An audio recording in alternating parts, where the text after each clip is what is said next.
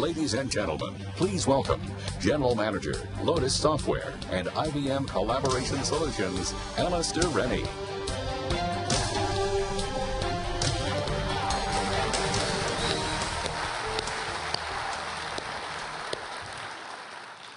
Well, welcome to Lotusphere 2011. What an incredible kickoff.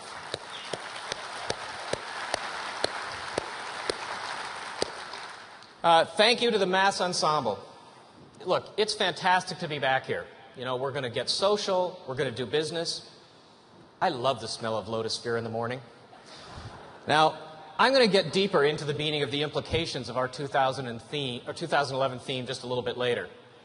This is a really important year, and I think it's underlined by the fact that there are a lot more of us here. And you're going to hear from a lot of businesses who are celebrating their success. Now, I want to give a special shout out to one of our customers, General Motors. And these guys were amazing and offered to bring down one of their new Chevy Volts. Now, this car's parked over by the Swan, and for the nerds in this room, any nerds in the room? This car has 10 million lines of code, more than an F-35 fighter. It's amazing. Now, I don't mean to be greedy, but I was a little disappointed about something. I asked that they bring me a yellow one. And I'm told that that's not a current color, although they took my advice to add it to the list. But I don't want any of the Lotusphere crowd to worry. I just recently found some local entrepreneurs who are out there right now taking care of that problem, and I'm assured that the paint's going to wash off. So don't worry, guys from GM. All right. Now, in addition to our increased attendance, we have a new group here. I want to extend a warm Lotus welcome to 500 students who are here as part of a new initiative designed to energize and educate college students on Lotus technology. These students are here courtesy of group...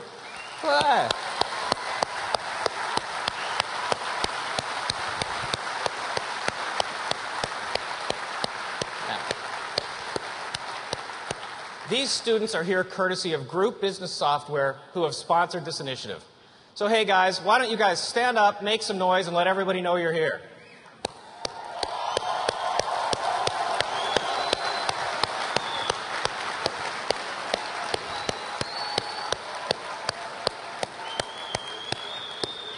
Welcome. All right, you can be loud all morning. Be sure to stop by the GBS College booth in the product showcase, and you can see some of the apps that these folks have already developed. It's amazing the creativity they bring to our community. Now, some of you know a key part of Lotusphere is a special guest. Always a closely guarded secret. Now, when you have a theme like Get Social, it seems like you would want to invite somebody who gets what social is all about. And our guest certainly gets it, because, besides being a 2-time Academy Award winner, the head of the Old Vic in London, an early adopter of social networking in the entertainment industry, and one of the most talented and versatile performers around, he was also the executive producer and the driving force behind the creation of one of last year's biggest hits. You might have heard of it, The Social Network. Ladies and gentlemen, please join me in welcoming Mr. Kevin Spacey.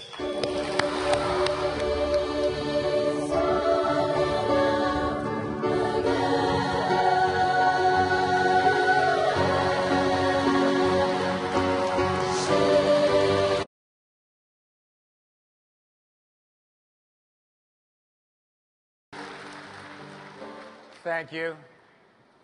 As Bill Clinton might say, I just love a good surprise.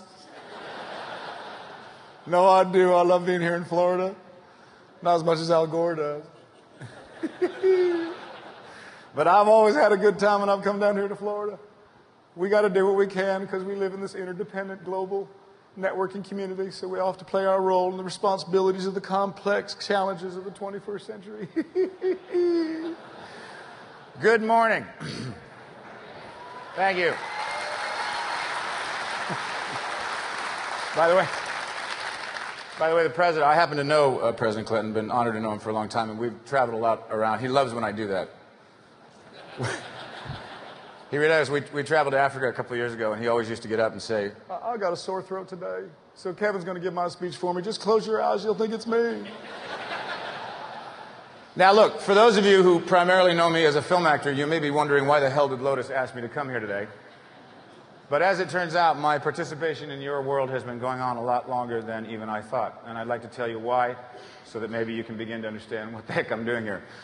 Let me begin by saying that I've had an extraordinary journey. And the truth is that what I've done in my own life, I have not done alone. There are a great number of people who have been a huge part of supporting me. And the truth is that I wouldn't have had a stage career or a film career without first-time writers, directors, producers, people who took chances on me and whom I took chances on as well. I got started with a bunch of people who all took risks on each other. And the truth is that very often the best material I ever read, be it screenplays or plays, were the stuff that got chucked over the wall from talented people who didn't have access or agents or the ability to knock on the right doors. So, how did I get here today? Well, for me, it all began with theater. I fell in love with the idea of being an actor from a very early age. And 30 years ago, after I worked in junior high and high school theater, I traveled to New York and I studied for 2 years at the Juilliard School of Drama and then began my professional career as a stage actor. And over the next 10 years, I slowly started to make a name for myself on Broadway, off-Broadway, awful Broadway. And then in 1992, I made the decision that I was going to see if I could make a mark in the movie business. And after nearly 12 years, and following the release of a film I did called American Beauty, I thought, well,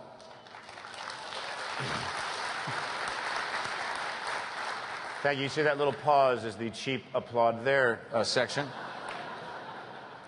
But I thought after 12 years of working in film, I thought, well, that went better than I could have hoped. Now what? I decided that I was going to make a change in my life and to pursue a different direction and challenge by taking on the role of artistic director at one of London's oldest working theaters, the Old Vic. And we're now in our 7th season. I've been living there for 8 years. And people often ask me why I made the decision to go and work on behalf of the Old Vic, particularly at a time when my film career could have probably continued without pause. And I suppose the answer is very clear to me, because I've been in theater for so long, but perhaps because of the way that most people view the lucrative nature of movies, it isn't quite so clear. But the truth is that when you have enjoyed the process of creating a role in a play and working with a group of artists as a company, you begin to understand why I've dedicated the last decade of my life to supporting the living theater. Now, this does not mean that I've abandoned films. In fact, the truth is that my film production company, Trigger Street Productions, has never been as busy or productive. And this is in part because of getting social and doing business. I found that after I became well known, the pipeline that I had previously to undiscovered talent and material became much more complicated. Suddenly I was being told by those advising me who wanted to protect me that I could no longer take that manila envelope that some young person wanted to hand me in a coffee shop. I discovered that with success came a certain penalty, and I knew I didn't like it, and I knew I had to find a way to change it. So I began a discussion with my producing partner, Dana Brunetti, about how frustrating I found this newfound protection. I mean, in a sense, the walls were getting higher, but the scripts I was reading weren't getting any better. And I felt there must be a way to protect both my company and myself, but also continue to be open to new ideas and fresh talent. So in 2001, Dana came to me with an idea one night. He said, what about the internet? Now remember, 2001, the internet, I think it was like a vast wasteland out there. But he described using the notion of the internet for what it was originally designed for, access, information, communication. He argued that if we could never hire a staff big enough, if we just started taking every script we could get, to read all that material, so why not use a web-based community? It might be a simple answer for us. And so we made the decision to create a site to give emerging filmmakers and screenwriters a platform for their work. And we made the service a free service. We didn't go into it for money. We went into it to reopen up that pipeline to talent that we otherwise would never have seen. And we also did it to give filmmakers and screenwriters a chance to create a like-minded community who could learn from each other. So in 2002, we launched TriggerStreet.com. And the fact is, we didn't know if anybody was going to join or if we'd end up with a lot of wedding videos and porno. Truth is, there was a porno, but they took it down before I got to watch it. But in the 9 years since we launched TriggerStreet.com, it has turned into a web-based community of over 350,000 members, really making it an emerging community of record for independent filmmakers. And what's been wonderful to watch since we started is how many members of the TriggerStreet.com community have gone on to get their scripts sold, gotten agents, produced their own work, and begun to make inroads in the entertainment business. And what Dana and I didn't know at the time, I remember this is 2002, it's before YouTube or MySpace or Twitter or even Facebook, which wouldn't launch until 2003, that we were, in fact, part of creating one of the very first social networking sites. So there you are. See, cheap applause.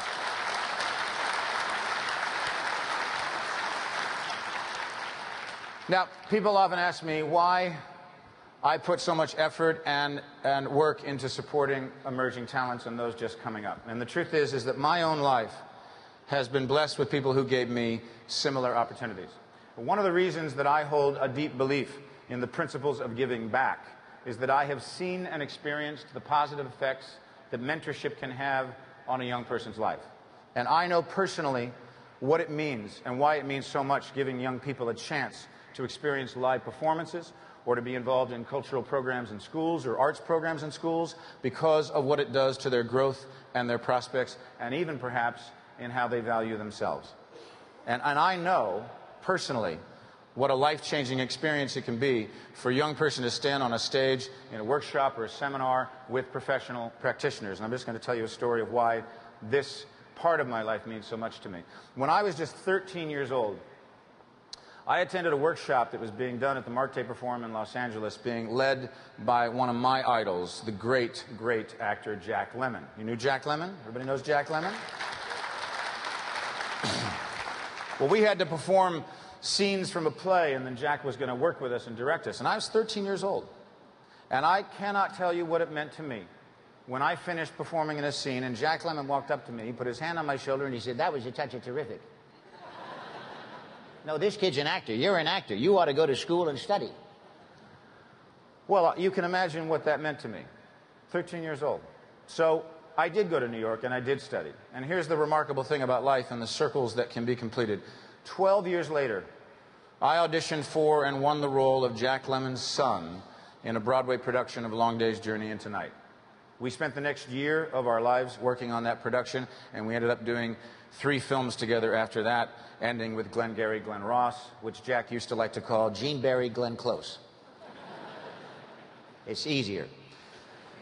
And the truth is that Jack became the most important mentor in my life. Look, I believe that if you've been successful at what you wanted to do in your life, then it is your obligation to spend a good portion of your time sending the elevator back down. That's a phrase that Jack Lemmon used to say all the time. Sending the elevator back down. We can all do it. I mean, it doesn't matter what floor you live on. There's always somebody just below waiting for the chance to come up. Our job is to make sure that the floors we live on are not so high that we can no longer hear the voices of young people down below who are just crying out for a chance at a better life.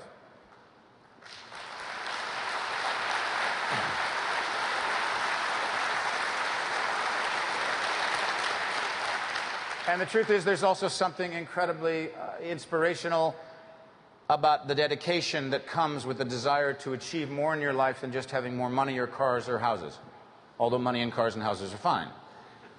My company, Trigger Street Productions, produced a film that in many ways is connected to what I believe all of you are inspired by here, the potential of technology. And it's, of course, the film about Mark Zuckerberg and the invasion of Facebook called The Social Network. Has anybody seen The Social Network? Well, my business partner, Dana Bernetti, was the producer of the film. I'm the executive producer of the film. And I wanted to tell you a little story of how it happened. Any of you see a movie I did called 21, about the MIT card counters? I really wish I could count cards, damn it.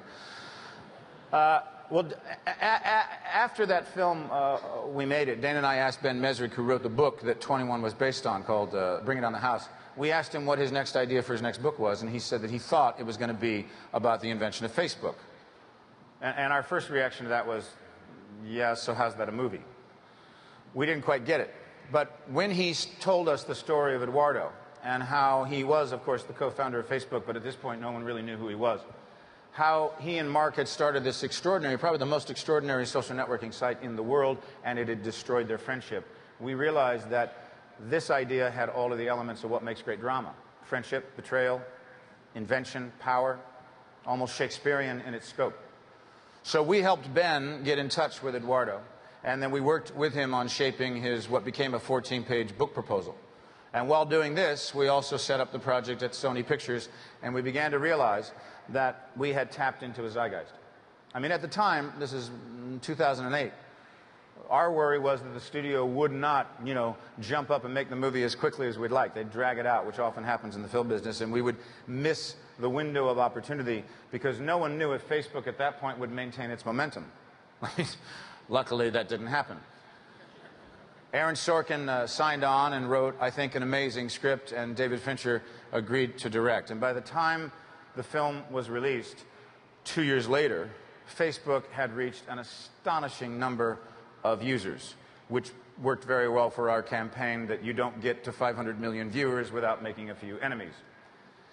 Now, last September, the social network opened, and the reviews and the accolades and the box office success have, of course, made us extremely proud, because I believe that it is a film that not only captures our time, but is timeless. So we are very happy that America has embraced it and the world has. Now, there's no doubt that the internet, and of course what Facebook has done, has spawned so many new forms of expression, being able to talk to each other. I mean, look now, so much online content. It's continuing to grow and advance. Not all of it I like. Today we have an enormous amount of choices, and certainly there's going to be even more. I mean, we all have reality television. I suspect there'll be reality online pretty soon. And so in the spirit of if you can't beat 'em, join 'em, I'm very excited to announce today that, like Simon Cowell, I'm going to be hosting a new online reality talent show. That's right. It's called Who is Kaiser Soze?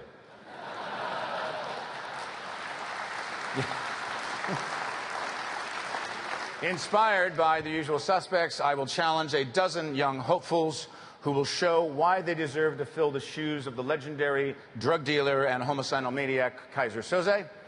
Some of America's hottest young crime lords are queuing up to take part in what will be the highlight of the summer internet schedule. In round one, setting fire to a boat full of thieves, the contestants will be given 15 minutes to douse petrol fuel all over a cargo ship, and then I will award extra points for the nonchalant way they use their gold Zippo lighters to ignite a murderous inferno. Round two is the self-explanatory killing your entire family to show you mean business. While in round three, contestants will rampage across Eastern Europe, wiping out dozens of rivals and burning their homes to the ground. And in the final show, the two remaining hopefuls will then have to convince me and the viewing public that they do not actually exist. And that none of this actually happened. And the newly crowned Kaiser Soze of 2011 will then be handed control of a vast crime network and be driven away from the studio by a Mr. Kobayashi lookalike. Thank you very much. How's that sound?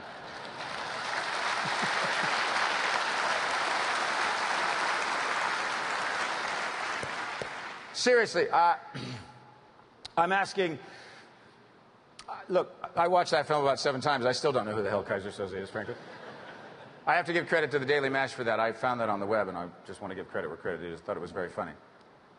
But to get a little more serious, I guess I want to end today by asking all of you simply to think about your own lives. When you get home after this 4-day conference, when you ask yourself some questions, what is your vision for yourself and your company and your future and the world? What do you believe has to be done to achieve that vision? And what is your special responsibility at home to help make those ideas come alive? I think we should be optimistic. And that there is a truth, of course, we're all seeking. Life is a search for it. Religion is a pathway to it. Entertainment is a form of expression for it. But we're all imperfect, and no single person has all the answers. But when we do it together, when we work together, there's nothing we can't accomplish. We all know that in our own companies and our lives. So stay open to those around you. Listen to someone else's point of view, because as we've all found, good ideas can come from anywhere. Some of the best ones are the ones that get chucked over the wall. And while I realize that having a positive attitude won't solve all our problems, it might just piss off enough cynical people to make the effort worthwhile. Thank you very much. Thank you. Thank you.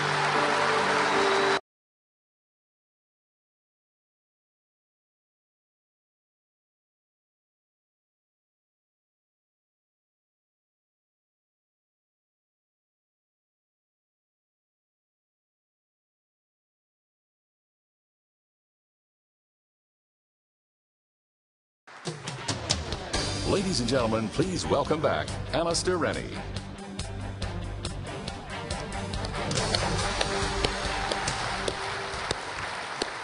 What an amazing message. Thank you, Kevin. Anybody want to go straight to the demo? Sorry. All right. Let me be serious for a little bit. This may be the most important Lotusphere ever. The theme for this year is Get Social, Do Business. And I think that reflects the fact that we're in the midst of a profound shift in how businesses are creating value. I think the underlying drivers behind this are really deep and they're very powerful, and that the opportunities that this shift opens up are vast. Really simply, I think we are on the cusp of a new relationship between business and technology. And we, all of us here in this room, are absolutely perfectly positioned to lead this transformation. That's why for each and every one of us in this room this year, we have a challenge that is both personal and organizational, driven by opportunity. Now, if you guys are ready to rise to this moment, to seize this opportunity, Lotusphere 2011 is the place to be. Now, to explain, let me just back up a little bit. Let me back up right to our roots. IBM, Lotus exist for one simple reason: to enable you, customers, partners, to excel in your business. Now, our objectives are to help you to differentiate, to innovate, to outperform, to thrive. My personal yardstick, it's actually a meter stick, I'm Canadian, but we'll go there later, measures only one thing: your success, period. All of the other metrics in this industry are just so much hot air. And the bottom line, I think, of this week is that if we, and I mean all of us here again, can lead our organizations to greater business success, then the rest takes care of itself. Now, one of the ways we're going to help you assume this leadership role is to give you a chance to hear from people who are already leading organizations towards greater success. So today and throughout the conference, you're going to hear from leaders. Leaders like Fareed Mohammed at BASF, where their employees link socially to form expert networks to find answers for customers.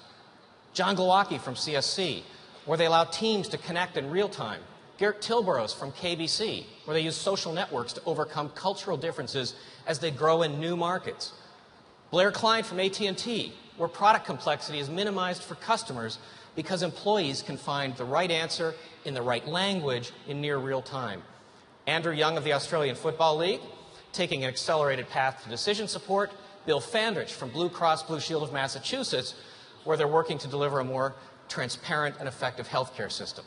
And James Maguire of the Royal Bank of Canada, where they're gaining customer loyalty by providing individualized web-based customer experiences.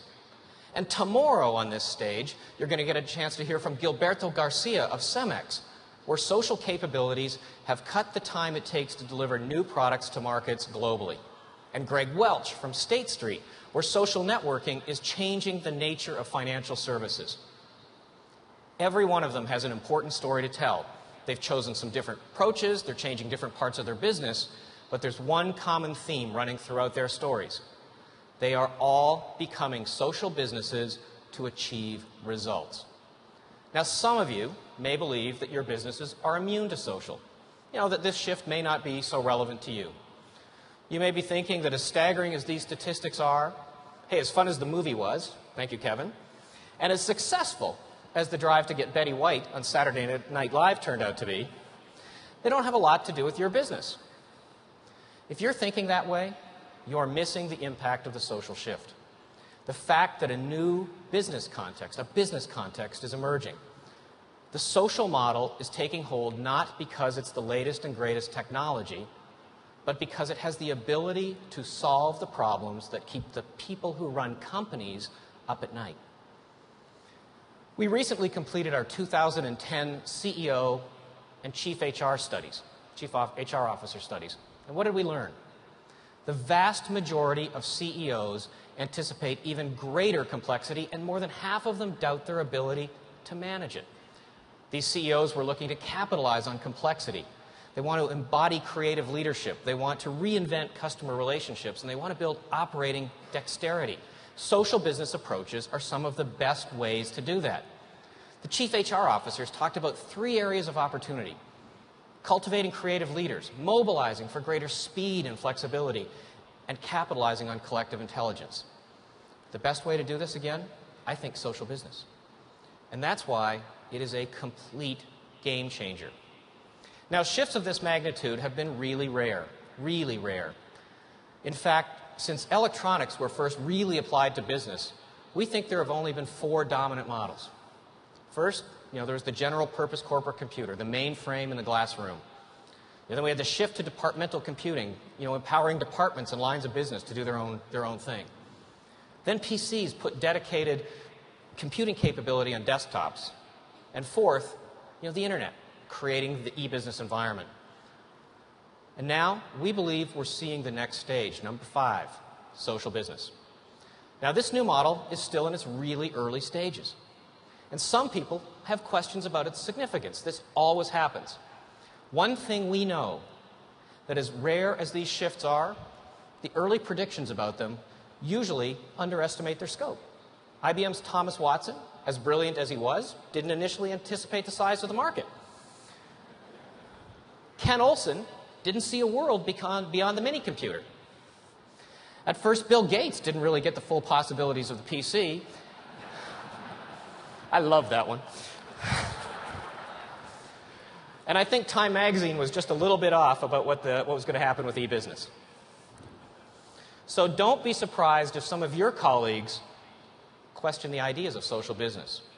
But know this: social software is something we've been thinking about and building up to for years.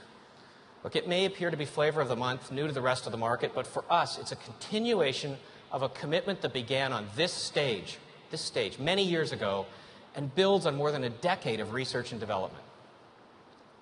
Now, a moment ago, I declared that we were going to lead this movement. And as part of that leadership, I think we need to establish very clearly the characteristics of a social business. What makes them different? What makes them more successful? Well, first, a social business is an engaged business. It thrives by creating networks that let people dynamically connect to other people and information. And it epitomizes and optimizes the value and the utility of these networks with deep analytics. Second, social businesses tend to be more transparent. Their dynamic networks tend to be agnostic about traditional organizational divisions. They ignore silos, departments, geographies, titles. I know my team does. The full resources of the company can be engaged by colleagues and by customers from any standpoint, inside or outside of the firewall. In short, these are open businesses. Third, this engagement and transparency enables a social business to be incredibly nimble. Teams can assemble and respond at unprecedented speed to changing conditions. The company presents a personalized face to each and every customer, and social businesses are also leading the way in using mobile and the cloud to achieve even greater agility. Now, I'll tell you, there's one more way to spot a social business. They're more successful. A recent McKinsey study found that companies using social approaches simply outperform their competitors. So that's a bit of a sense of why I think there's a pretty big shift, a magnitude shift going on. And maybe the statement that we, this community, are going to lead it might be a bit bold. But if you think about it, the idea, the principle behind this transformation is not new to this community. This is what we know. This is what we have all known for a very long time. Now, to paraphrase one of the most famous quotes that was ever delivered around a U.S. election, we all know it's about the people, stupid.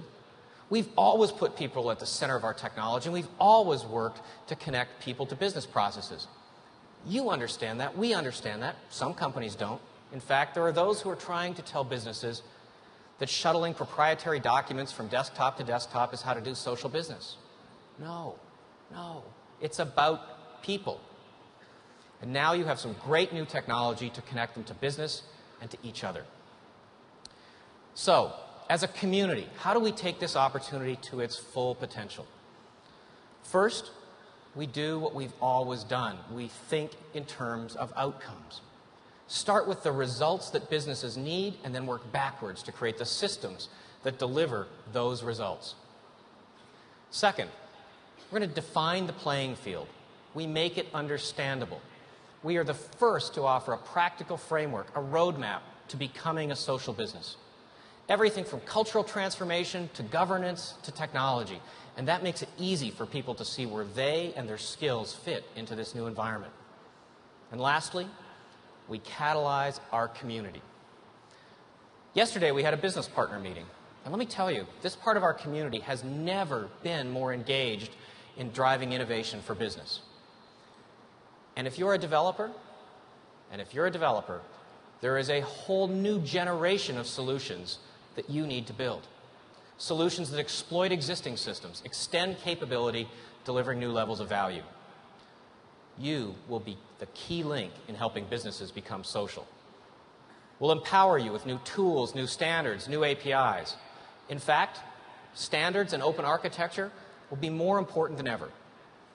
Trying to build a social business on a proprietary stack will be a fool's mission. It ignores the fact that social business has to be open and transparent. Social businesses are architected like the web, using services from inside and outside your organization, built for flexibility, built for strength, built for constant change, and importantly, augmented with enterprise-grade security and management. Now, one of the advantages of our openness is that we can help organizations of any kind, using any type of existing system, and help them become social businesses too. Now, finally, the fourth way we'll take advantage of this opportunity is that we will dramatically increase the depth of capability present in the core technologies familiar to all of you. Later this morning, I don't want to jump the gun, but you're going to see Notes next, Connections next, Same Time next, Lotus Live next, Portal next, and much more. And the depth of capability that we're going to provide goes far beyond what you might associate with that core. It's deeper and it's smarter. It includes world-class predictive analytics. It's enterprise-grade software in terms of compliance, security, governance, and scale. It offers innovation in mobility, its unified communications, and the flexibility of cloud and hybrid deployment. And lastly, what you'll see delivers simplification for the people who use these systems. Elegance and simplicity aren't sort of aesthetic concerns. They're essential properties for driving adoption and use. Now, IBM is turning 100 years old this year, but we're not having a birthday party. It's an opportunity to learn from that history and to look forward. And the lens for how we're looking forward is how do we create a smarter planet? Now, this is a powerful perspective of the critical systems that will power the world literally for the next 100 years. New thinking. It involves all parts of IBM in every sector and every discipline. Energy, transportation, healthcare, more. These systems are more integrated, they're intelligent, they're interconnected, but they don't run on autopilot. There is always, always, always a people factor. And there's no algorithm yet for the way people create, innovate, think. So if you want to be a part of a smarter planet, I think you're going to need to be a social business. And that's where this community comes in. Enabling the systems for people within IBM's Smarter Planet. That's our job. Lotus, you will lead here. Let me go one step further. Malcolm Gladwell writes about truly exceptional things coming from the outliers. There's a lot of elements to being an outlier, but the most predominant is hard work and experience. Do you want to be a world-class athlete? 10,000 hours on the field. You want to play Carnegie Hall? 10,000 hours of recital and lessons. The recipe for becoming a master chef? 10,000 hours in the kitchen. There just aren't any shortcuts. Outliers are simply more engaged, they're more nimble, and they have more experience. They have more clarity on how to apply expertise. This community has already put in 10,000 hours and more. This community has always understood the depth of collaboration. Our experience, your experience, in understanding how people and systems come together makes you the outliers, the natural leaders, a really, really special team. You know, we know, it's more than a simple blog post or an occasional tweet. It's about rethinking outcomes in the context of social business. It's your time. Get social and do business.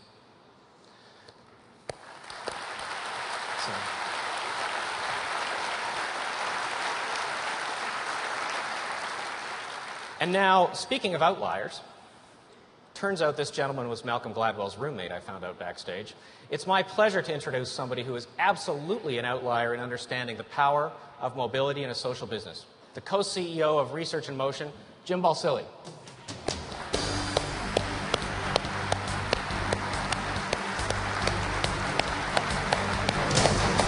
Hey, Alistair. How are you? So, Jim, first of all, welcome back to Lotusphere. Thank you, Alistair. Thank you for having me. Now, I see you've got one in your hand. There's Yes. an awful lot of buzz about the playbook. The new playbook. So why don't you tell us what's just so special about this device? Great. Delighted to. And again, thank you for having me here. Great show, and excited to be back, and thrilled to show the playbook and talk about it. I mean, there's three things that I really want to focus on my time here today with the playbook. Number one is truly superior performance. Number two is an unmatched, rich web experience supported by open authoring tools. And number three, security and manageability right out of the box for enterprises. Now, especially for Lotus apps, Jim? Especially for Lotus. All right. Let's see the playbook in action.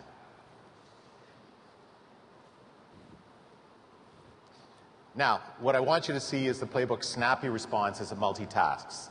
Unlike other tablets, the playbook really multitasks and does it with ease.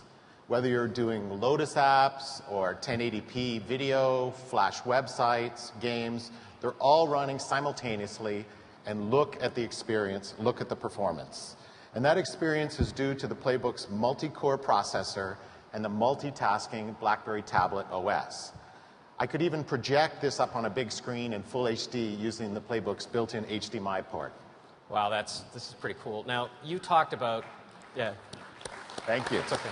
Thank you. People want this thing, Jim. It's People coming. want It's this. so soon. It's so soon. Now, you talked about an unmatched web experience. That's going to be a big theme for us this year. Maybe talk about how the playbook does that. How does it deliver? Sure. I mean, let's take a look at a great Flash website, adidas.com. And so, that's full Flash running directly on the browser, natively. Right. Now, here's the full-on YouTube experience directly in the browser. There's no need for a special app. So you don't need an app for the web. And so the video you're seeing here is a CS wrap-up on BlackBerry's YouTube channel. It shows the excitement generated by the playbook at this year's event earlier in January. So as I said, in mobility, you don't need an app for the web. This is awesome. So, Jim, we're doing a lot of work with our customers on how to drive exceptional, portal-based customer web experiences. And I think what you're showing is going to fit perfectly into what we're trying to get out to their customers. Absolutely, absolutely. And developers can take advantage of the playbook's web performance using an open set of a rich set of open developer tools. We have full support for HTML5, JavaScript, CSS, and Adobe Air. We understand that open tooling and web standards matter in mobility. So I'm really excited about this because, when we think about how we're going to talk to developers about doing social and doing business, this idea of the client-side mashup is just incredibly important, and they look amazingly fun to do on that device. Absolutely, absolutely. Open tools, you can mash it up. All right, so it's a pretty good story so far, Jim, but, this group's probably a little bit interested in, where does some of our favorites like Domino and Connections, fit in this. Really? Do you think they're interested? I think they'd like to know. Okay, well, I mean, how would you like to use it natively? I think that's good. All right, so let's check out Domino Email using BlackBerry Bridge. So the BlackBerry Bridge securely connects the playbook to your email and your PIM on your BlackBerry. So here's an email from Ed Bourne. Let me securely look him up on Connections. And then we can multitask over to Connections and search for him. Again, natively.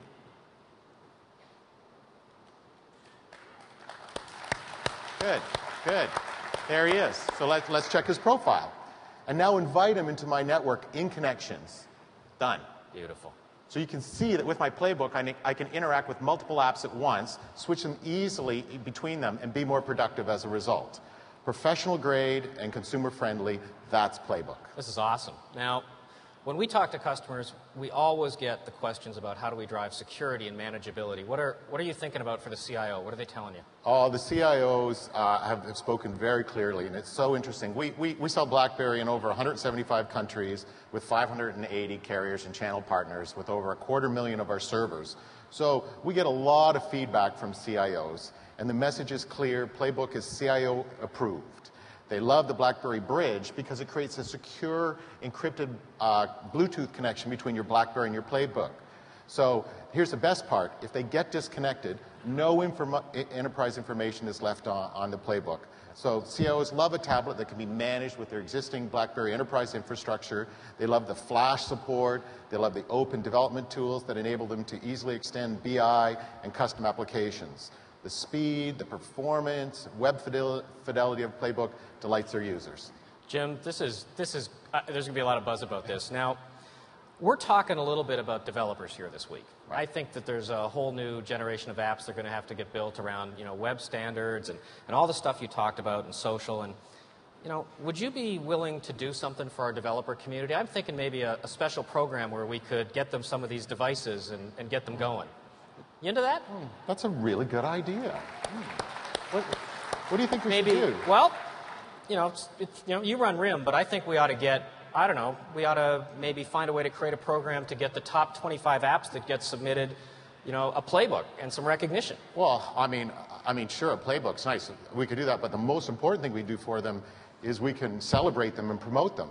So we can put them on App World, we can have special press release, we can do all kinds of promotion for them. Why don't we do that at BlackBerry World in Orlando in May, a special program for the top Lotus developers on Playbook. We will bring the Lotus community to you with some great apps. That's the deal. Jim, thank you. Thanks awesome. So have a great show. Thanks so much. Oops. You can just leave that. You just leave that here. Take care. Bye, Jim. Thanks, Hank. Thank you. Thanks, guys. I tried. He wouldn't give it to me. All right, so the phenomenal capabilities of mobile devices like the Playbook, really do enable people to work a lot more productively no matter where they are. And going mobile is just one of the really important ways that social businesses are going to challenge the way we work and offer some truly incredible work experiences.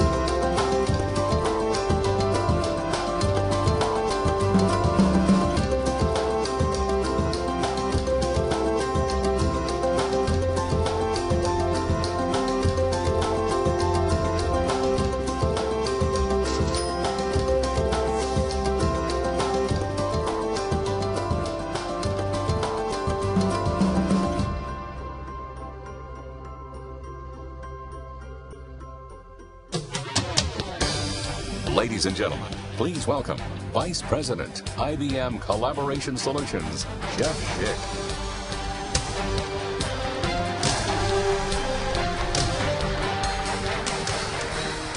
Hello, good morning.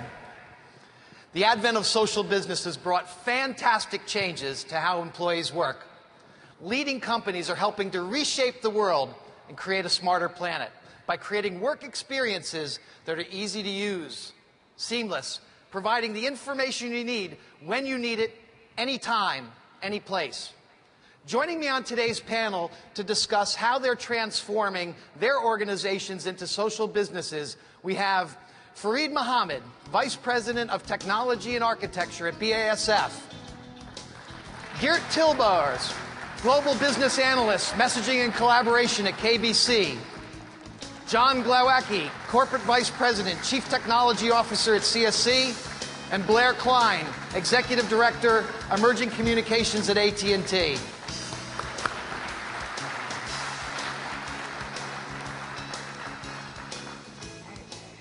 Gang, thanks for joining us today. Today we'd like to learn about how you're creating work experiences that allowed you to realize your vision. A social business embraces networks of people to create business value. So let's get started and talk value here. Fareed, in November, on a very snowy day in Germany, I met with your team to talk about business together. Your team shared with me the story of how BASF helped a major farm group in China respond to crop blight that had potential to spread and cause famine. How does being a social business help you to respond to that type of challenge and bring the full value of BASF to bear? Hey, thank you, Jeff, and good morning to everyone. Welcome to Lotusphere from me as well. To put things in proper context, you need to know that BASF is the largest chemical company in the world. And the example we're talking about comes from the agricultural solutions segment. And there the products guard against fungal diseases, also against insects and weeds. So, as Jeff said, the farmer is in China and he's had this blight problem. He calls on his sales rep, and the sales rep then, of course, sees the problem, understands the urgency to the issues, and he takes some pictures and he emails it to his colleagues in Germany. So the colleague in Germany, Peter, talks to Jim. You can see that they're online. He starts chatting with him, and then Jim references that colleagues in Brazil have been working on discovering a solution for this. And that colleague is Adriana Santos. He again starts seeing that they're online, talks to Adriana. They organize a video conference. During this video conference, another colleague states, well, the research organization in Research Triangle Park have been working on this as well. He calls the research scientists, and then after some discussions, the statement is made that it's all about the dosage that's involved with how we treat this fungal disease. So Peter then goes online, he starts searching, he discovers that we have product available in India. Now the question is, how do you get this product from India to China where it's needed? So Peter searches online, he looks through our social networking sites, the online business network, and comes up with a logistics expert. This logistics expert is in Singapore. So they end up coordinating the delivery to China. So the point is, through the use of all of these technologies, the world is indeed flat. We were able to overcome large geographic distances and time zone differences, remove them as obstacles to developing a solution for this farmer. So again, using mobile technologies, email, presence, unified comms, team rooms and social networking sites, we were able to deliver on immediacy and on real-time collaboration. We also delivered on two BASF guiding principles, the idea of helping our customers to be successful, as well as forming the best team in the industry. Jeff. Thanks, Fareed. I'll be back to you in a moment with another question. Now, Geert, over to you. KBC is a thriving bank. You've weathered the financial crisis and you've come out on top. You're expanding into new geographies, bridging cultures and diversity. You need to build a successful financial services product that meets the needs of the local markets. How is operating as a social business helping you to achieve that business objective? Well, being a social business is basically it's always been at the core of our business model, which is providing financial services to the local communities. And in order to do so, you've got to understand the people within those communities. This is not about shuffling around documents. This is not about statistics. This is really about people's aspiration. This is really about people dreaming of and the risks they're willing to take or the risks they will have to take. Now, social networking is key to establish a common culture, especially if you kind of expand through acquisitions, because expanding, I mean, the days of buying market share are over. What you can buy is the potential to get some more market share, but you have to truly understand the cultural implications. You have to truly understand what people are living for locally. And frankly, I hadn't been to, for example, Bulgaria before we bought an insurance company over there, so it's kind of very hard. And an example that we have is we are building an insurance portfolio that will work throughout both Western and Eastern Europe by adding all those local components. And in order to gather these, you have to work together with everybody that's in your new community. And that is basically empowering all your new colleagues through the social network. And the result has been a rapid growth, being quicker to the market with the right products in the right geography. Still on the same platforms, still running the same administration systems. Here, it really makes sense that bringing local expertise onto your product development team was the key to creating a portfolio that would have immediate success in the local market. Now, John, CSC is one of the largest providers of consulting, IT services, integration, outsourcing, and more. You have 100,000 employees around the world who need to work together every day to deliver projects that delight your customers. Now, how does being a social company help you to organize your work together and create new solutions and offerings that help your clients? Well, Jeff, it's really about walking the talk at CSC. We really believe we have to use many of these products in order to be able to pass that on and demonstrate we can provide that value to our customers. What's been interesting with some of the implementations that we've done is, you go through some sort of pilot phase, and when you find in the pilot phase you're getting messages back from proposal managers saying, by the way, we were just down selected for a deal and this was directly responsible for it. I mean, it becomes the litmus test for how you go forward. And after, when you talk to people, well, okay, you say it was directly responsible. Why? Well, it was the ability that almost discussion-like, even though I'm not looking at the person, you have that interaction, and it's a wonderful thing. Another aspect that we found internally was we now have people doing things that they weren't doing before. We have sector presidents, division presidents, who occasionally might use the previous collaborative tools we have. Well, now they're out there blogging, actively blogging, and we know they're being read, and there's a lot of discourse going on out there that didn't happen before, so it's a wonderful thing. I have to tell you, when you get a note back from employees that says, quote, "I'm proud to be in CSC because you have this," I mean, it doesn't get any better. So then it becomes, how do you translate this to the market? Through the last couple of years, we've gone through a reorganization, and we now have our market-facing verticals. And we've taken these social collaborative technologies and used them for specific vertical forums. And you get a lot of, it's interesting, we become the facilitator for discussions that, we're not closing deals on these things, we're just helping enable a bunch of stakeholders within a given industry get together.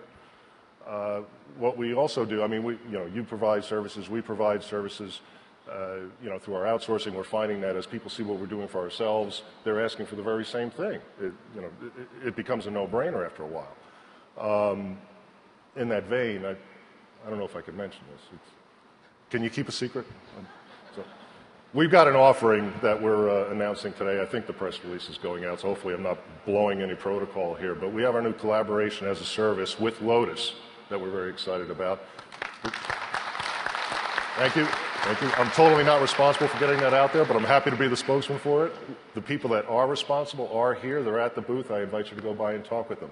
I'd like to point out that it is FSMA and ITAR compliant, so if you happen to do business with the government or want to aspire to that security level, we're there together. So that's our take. Thanks, John. It's great having CSC as both a customer and a great partner. Now, Blair, you're working on transforming AT&T. AT&T does so many things and provides many products and offerings to the marketplace. How does becoming a social business change the way you work, and what happened? Well, at AT&T, innovation is core to our business, technology is core to our business, and yet we're this complex global enterprise with complex products and services. And to serve our customers, we sometimes need to have individual employees understand very granular information across many different product sets. And they need to be able to communicate this with customers very quickly. So we tapped into the social business world and took that innovation and really have been able to allow employees to take information and skills and disperse it across the organization. So social business really lets us do that much faster and more efficiently than if we used a linear process in the old traditional phone directories. Here's an example, a very recent example from our services management organization. We had a service manager with a client in South America who very quickly needed some very specific questions answered around EVPN, and he needed somebody who could help him, who was completely fluent in Spanish. So we have a social business platform, T-Space, and they went into it and within 5 minutes found somebody who not only was a subject matter expert on the topic, but fluent in Spanish. This is something that used to take 5 hours, sometimes 5 days, and instead we were able to serve the customer and really serve their needs and our needs in a much more real-time and transformational way. And so this results in a lot of stories like this. Very impressed customers, very happy customers, loyalty building. This is just one anecdote about a whole slew of way that we're just changing the way we communicate and do our business. Our employees, as a result, also are more eager and happy to help, and they're finding a new level of support for them in the jobs that they need to deliver on. They're empowered to locate their colleagues and to respond with that full scope of experience that we have at AT&T. Blair, that's a great story. Now, we only have a little bit of time left, so we're going to have a lightning round. I'm looking for one bit of advice that companies that are just starting on their social business journey. So, Fareed, you first. Okay. I think it's important to remember that at its heart, this is about people more than technology. As technologists, we tend to often create categories. The web is here, telephony is there, ERP is someplace else, intranets is yet another place. One technology is current, another one is outmoded. Our employees don't really make those same distinctions. To them, all of the capabilities we provide are essentially stuff that helps them to work. So in many ways, these technologies are about breaking down the barriers. They are about facilitating and the harvesting of intellectual property while supporting collective intelligence. So it's important that you partner with your lines of businesses as you move forward. That's great advice, Fareed. Geert, your turn. My piece of advice would be to work very closely with non-IT departments within your organization, in particular the HR, communication, and if you have a section, knowledge management. Finding financial justification for IT in our case was fairly easy, but the cultural changes that it brings with it are amazing because you're actually transforming your entire organization. We are all very familiar with matrix organizations. Well, we're adding a third dimension because those groups, those communities of interests, those communities of knowledge start adding things to your organization, and it's no longer power. It is no longer only about money, it is about recognition. And I can share with you, we launched an HR program which was called PRO, P-R-O, standing for professional. Professional, I think that shouldn't be explained too much, but also respectful and open. And respectful then connects back to the recognition that you give to people, to empowerment of the people, and the open that basically is share and reuse. Share everything you know and reuse it. And by sharing and reusing the knowledge, we have a paradigm shift, because in the old days, we had knowledge was power. What we see today is basically sharing becomes the true power. That's the piece of advice I have. That's a great piece of advice, Geert. Now, John, on to you. Well, the real piece of advice I have, and this is giving away how you Americans say the family jewels, really what we did was we involved an organizational behavior specialist with these implementations that I was referring to earlier, organizational management, organizational behavior, and we made them pretty much a co-lead. in this implementation. And I mean, to me, the technology is the easy part. It's about people, it's about processes, and having that all change together. And it was amazing. You know, we over-communicated, we engaged people we called lifeguards and had sort of a semi-formal role for them. And it was leveraging the volunteerism that you get, because with the advent of the various social networks that are out there, you find that people get more of a habit of giving and participating. And I mean, I get less help desk calls because we're using these lifeguards and this volunteerism within the company. It just makes for a wonderful thing. And the businesses just glom onto it. You catch on like wildfire, so it's focus on the people. You know, ladies and gentlemen, we're sharing the family jewels. The world has indeed become social. Blair, your advice. Well, we benefited, like you said, when we brought together a team from across the business to identify real, tangible opportunities, to use social business to improve process and drive results. And I liked what Alistair said earlier about what we're living in this day where social is allowing us to have a profound shift in how, as a business, we can drive value. So we decided, after 2 years of having a very ambient awareness of that, how you're going to drive value, to bring in a financial view of that. And have a real internal team look at our opportunities and the impact of social collaborations from an individual business team standpoint, but also for productivity, for different ways to drive our sales, and for finance and governance purposes, and how they could measure that. So we did bring in, and I would recommend to go beyond ambient awareness and bring in that financial view and quantify what social business opportunities mean. Because you do get to a point where just making that case in small windows doesn't add up to the same larger view.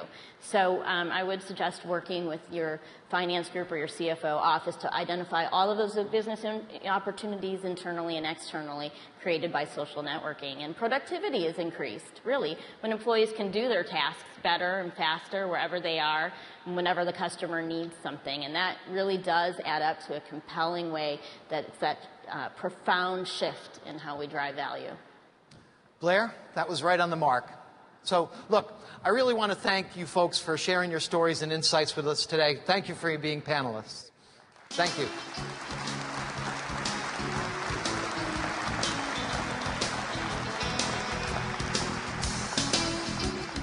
Well, there you have it. Going social is a way to attract good employees and to keep them. It's a way to unite. It's a way to unlock the untapped potential in your organization. It's a way to accelerate. It's the way to win. Now, IBM's been living this strategy for years, and here to tell you about IBM's journey to become a social business, and we certainly are one, is Sandy Carter, Vice President of Sales. Sandy? Ladies and gentlemen, please welcome Vice President, Worldwide Sales, IBM Collaboration Solutions, Sandy Carter.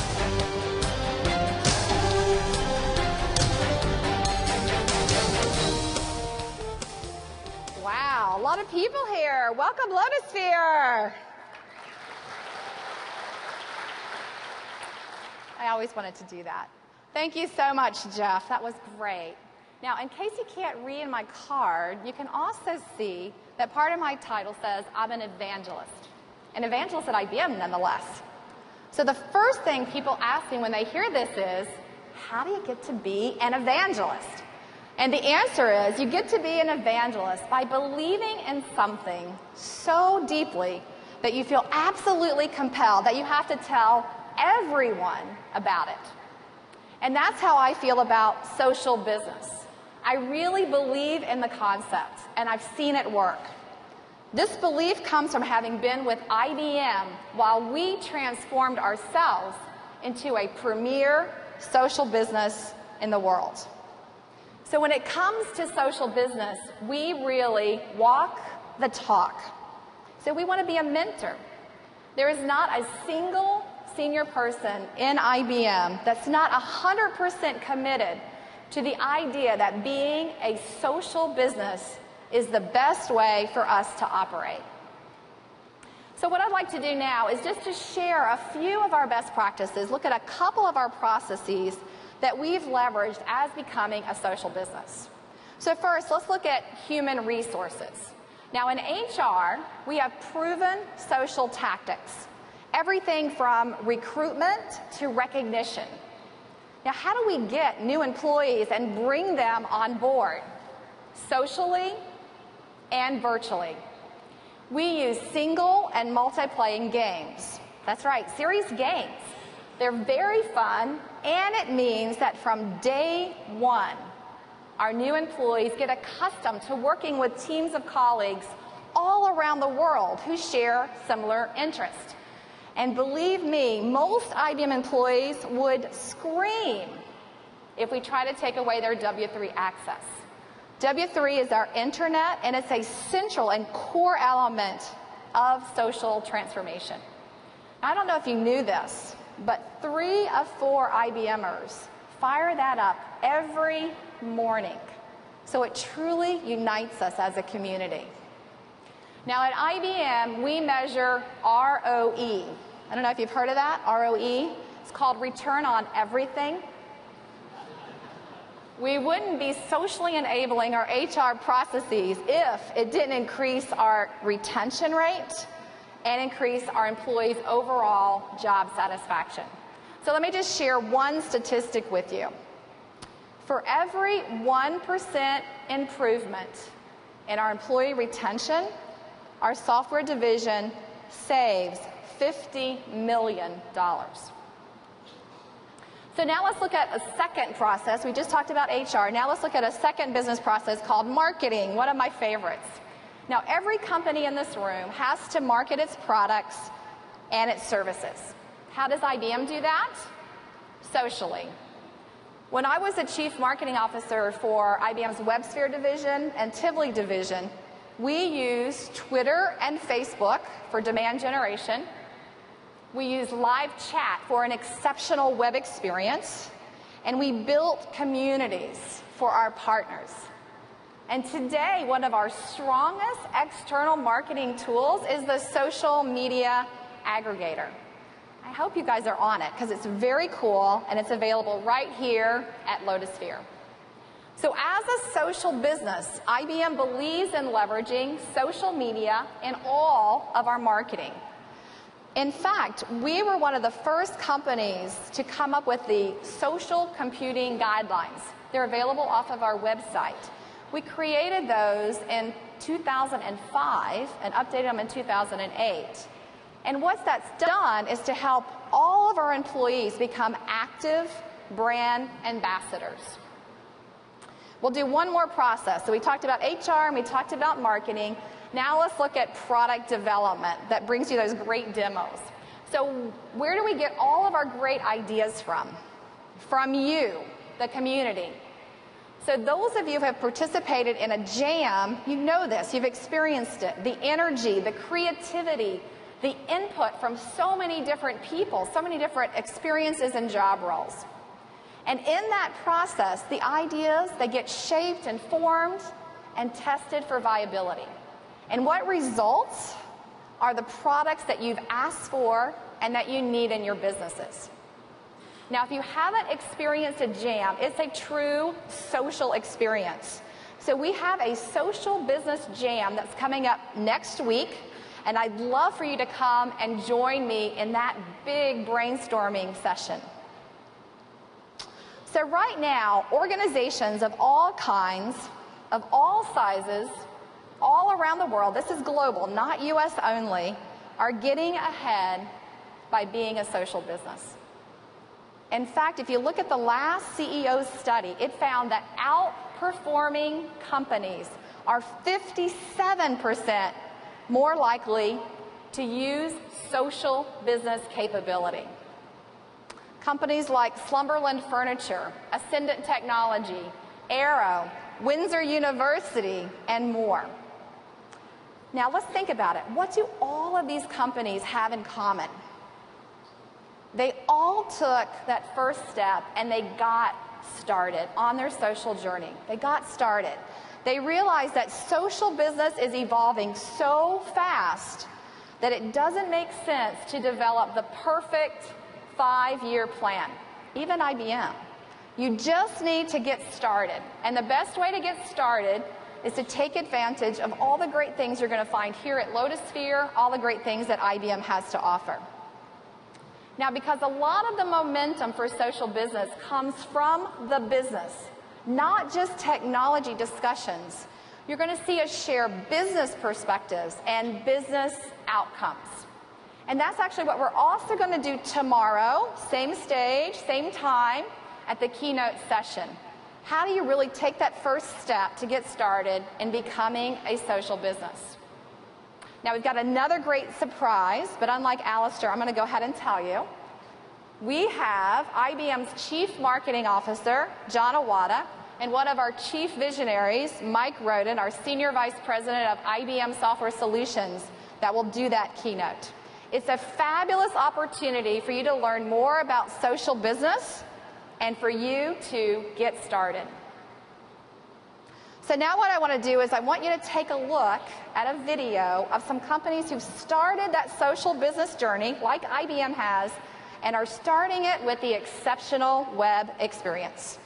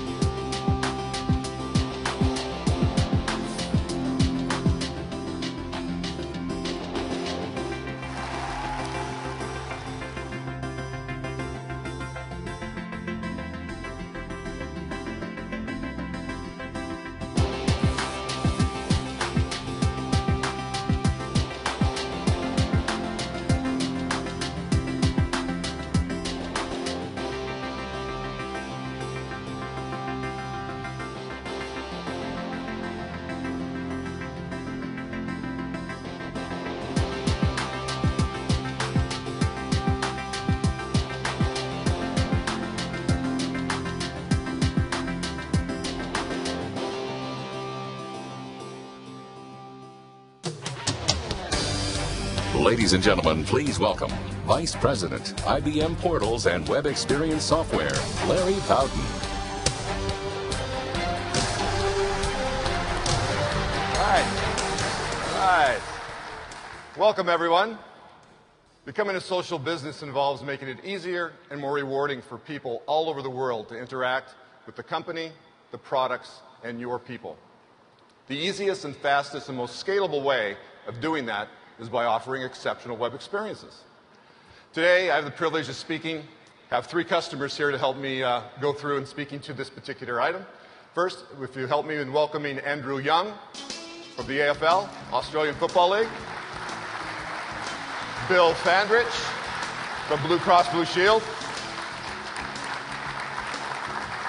And James McGuire from the Royal Bank of Canada.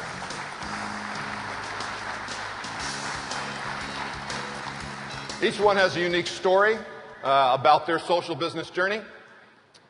And so I think we'll just get started. So Andrew, can you tell us a little bit about how your league is using technology? Yeah, we use Portal as our single point of entry to our Cognos dashboard and KPI reporting system. We deliver content-specific information to role-based individuals, and we're really changing the focus of pushing that information via email to an on-demand where people come into the portal and they get the information they require. We looked worldwide at best practice and found that our colleagues at Major League Baseball had taken a similar journey over the last 4 years. Using Portal and allowed us to leverage existing IP and we changed our delivery time to just 6 months. The system is currently deployed to our AFL executives to get on-demand, in-context information to help make decisions with the overall guidance of our great sport. Okay, thank you, Andrew. I'll come back to you with another question in just a minute. So Bill Fandrich from Blue Cross Blue Shield, Massachusetts. How's your organization becoming social? Certainly, healthcare has had a lot of focus over the last few years, and with the enactment of healthcare reform last year, we're moving as a country to an entirely different model. What many people don't know, though, is that Massachusetts has been under that model since 2006, and that's how actually the federal model was modeled against. In Massachusetts, we today have 97% of the population is insured, and there is a connector that allows for individuals and small groups to purchase health care in a very transparent way. So in response to this as a company, we've had to develop an entirely different strategy. And a key part of this is deploying different information-based products in an entirely different member engagement model. Our focus on this strategy is to make quality health care affordable to our own members, but providing them choice and information so that they can make better decisions. We started this journey over 2 years ago by partnering with IBM and Ascendant to build out an entirely new web platform that provides a variety of new social capabilities.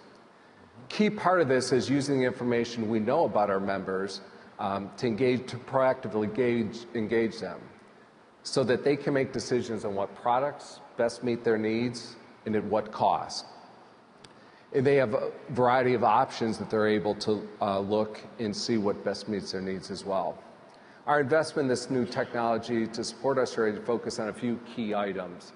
First, an entirely different member experience, simple, easy to navigate, and very relevant. Effective use of mobile technology that help provide both alerts and reminders, but also have them find the right location to get where care can be delivered. Social media, channel consistency and integration, and personalization. These capabilities will allow our members to make better decisions that will improve their quality of life as well as reduce their cost of health care. All right, great. I'm glad you're taking on the healthcare challenge, and we'll get back to you in just a moment too. But for now, James McGuire of RBC. Why did you decide to offer your customers an exceptional web experience? Great. Thanks, Larry. I'd have to say there are a number of factors that contributed to the decision. So I think the first one was a new group head of our Canadian business, absolutely passionate about online and had a really strong vision of where it was heading in the future. Second, we looked at the industry, where the industry was going, not just the financial services industry, and that led us to believe that we could be delivering a much better customer web experience. The third thing was we just completed an internal study of our customers and found that activating a customer online made them more profitable. And not only was it more cost-effective to service our clients, we also learned that they purchased more from us, they were more engaged, and we had a higher retention rate. So these factors were telling us how important the online channel was, and at the same time, our online customer satisfaction was receiving amongst the lowest ratings of the big 5 banks. So we realized it was critical for us to change this as our competitors were just a click away. So it was a combination of all these factors that led us to focus on improving the customer experience in our online channel. And it was through a combination of quick wins, long-term strategic technology solutions, we're able to significantly improve the experience. Our customers are much more engaged with us now, and our site is now rated #1 in Canada. All right. That's impressive, getting to #1 from number 5. And I'll come back to you in just a moment. So now back to Andrew. Let me follow up with you first. What did you see for the Australian Football League and how you use technology to actually move the group forward? We're going to expand the portal to our and the analytic BI content to our 18 teams as part of our shared services offering. We're going to offer a customisable dashboard KPI system to each of the clubs. And it's going to eliminate the double up of investment in this area and allow the clubs to concentrate on the core business of developing talent and playing the game. Ultimately, we're the #1 sport in Australia, and solutions such as this only complement that status. Eventually, the portal will be the one place that our league and our key stakeholders will come for information on its game and its governance. As an AFL employee, one of our core values is to constantly improve the game and leave it in a better state for future generations. This technology and the subsequent improvements it's delivered really complement this value. All right, well, wonderful. Okay, Bill, what advice do you have for those who want to make their operations more social? Well, I think for us in all of us have customers, it starts with that deep understanding of our members and everyone we do business with. And the way we look at it is that all our members expect a similar experience like they have in more advanced industries where some of these capabilities have been more rapidly deployed. Thus, we need to change the entire design of our member engagement model: simplification, easy to navigate, and personalize. Using our new social platforms and the vast amount of information we have about our members, we can proactively engage them when decisions they are making are negatively impacting their health and guide them through changes that can make a dramatic difference to them. We also need to understand that each member and customer is unique and start thinking about them in different components of different segmentations that other industries have done as well. So, for example, some customers we'll be selling to are very much what I call commodity buyers. They're buying based on price. They understand the value of insurance, but it's a price sensitive. Others may be more value buyers, where they're looking at the cost versus benefit and different options there and doing a lot of research, and we have to support that. Some of our customers may be product buyers, where the brand and the reputation are very important, and they're looking for some degree of special capabilities. And then other customers are more service. They like customization, they like convenience, they like choice, they like flexibility. And we have to dynamically change our product and our service model to be able to support that. So, in other words, by looking at each and every one of our members uniquely and then providing them information in an environment through social capabilities that best meets their needs. Okay. Well, thank you, Bill. So, James, what advice would you have for companies who are thinking about taking on their customer web experiences up another notch? What would you recommend? Yeah, I've got a couple of pieces of advice, and I'll start by speaking out of both sides of my mouth. So the first one is, don't underestimate the complexity of the program, but at the same time, don't make it larger than it is. More programs fail due to the latter than the former. And then start with understanding your customer needs and maintaining a relentless focus. There are many times adding complexity to the client experience makes it easier to develop a technology solution. So you have to understand the balance, the trade-offs you're willing to make. And finally, you may need a series of both quick wins as well as working towards a technology foundation for the future. So for us, that meant a roadmap that looked right out to our end state, but staged in manageable pieces of work. It also meant developing a solution where we had legacy technology, living with our new strategic infrastructure, but using this approach, we delivered more capability, much more cost effectively than we could have otherwise. Just as important, we now have a strategic technology solution in place that really does meet our 5 to 10 year view. Okay, thank you, James. As always, I want to thank all of you for your business, and I want to thank all the customers in the audience for their business too. If you'll all please join me in thanking our panelists today. Thanks.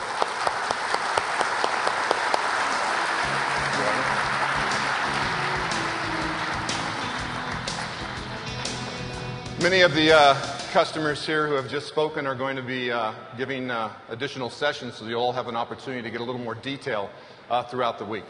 And I think they've all provided a few examples of how social business is actually already happening in customers' environments.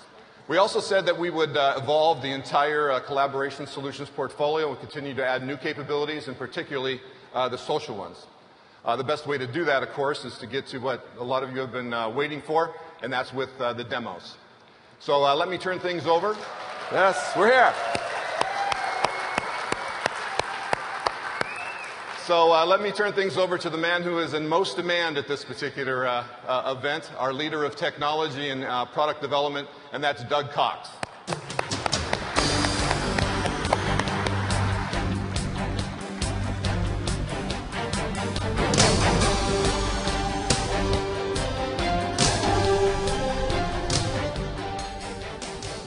These chairs out of here and let's get on with some.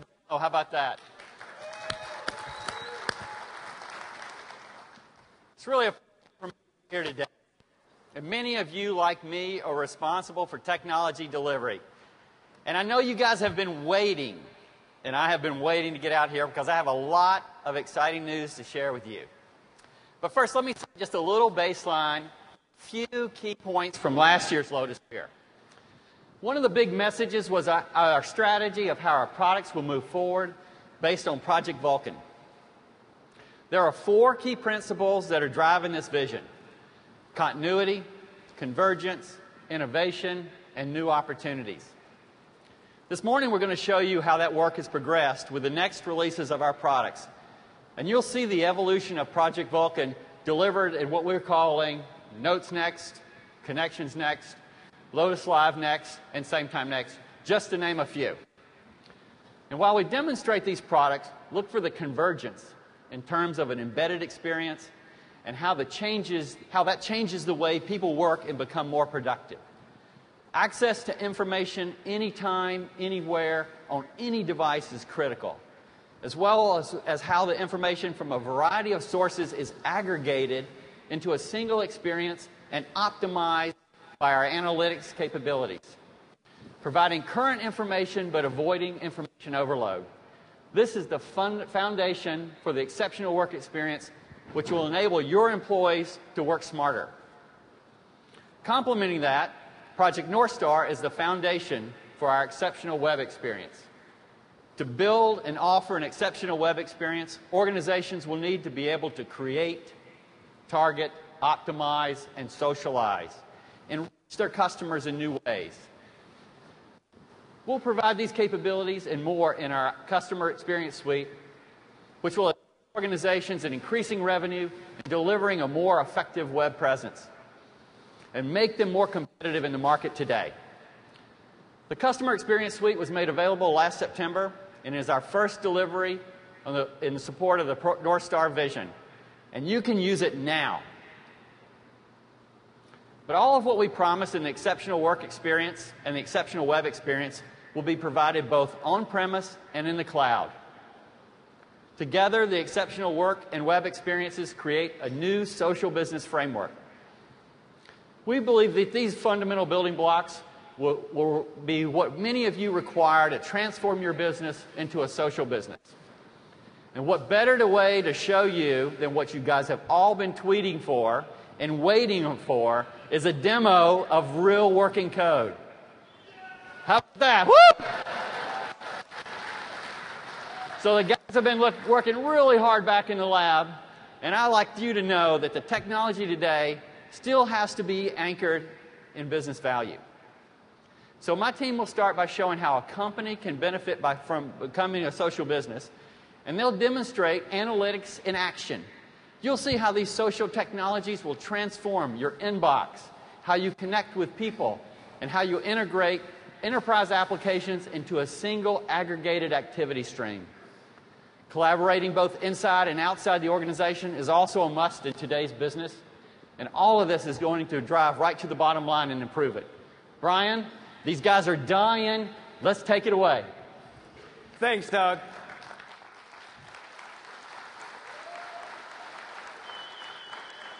I'm sorry, Doug. What time is it again? It's demo time. It's demo time! Social business is transforming the way we work together to identify and address daily business challenges faster.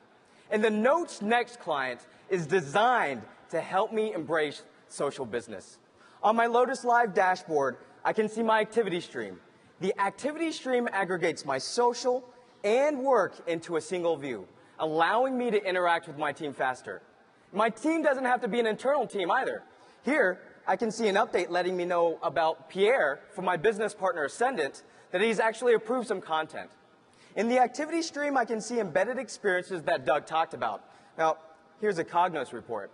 The embedded experience keeps me focused by getting me the right information without having to dig for it. And to aggregate additional social capabilities, I can utilize plugins. In my shelf, I can share my files with my friends. And my files can be on premises or in the cloud. Now, you'll notice that Renovations uses a hybrid approach. My files are on premises, while my email is replicated from Lotus Live. And speaking of email, I wonder, can it be social too? Of course! I can get the same embedded experiences in my inbox. Now, we all get emails where we can see comments and web pages in line. Here's some action items coming from an X Pages app. Now, this is where it gets interesting. We're taking embedded experiences to the next level. In addition to being able to view, I can even interact with the app.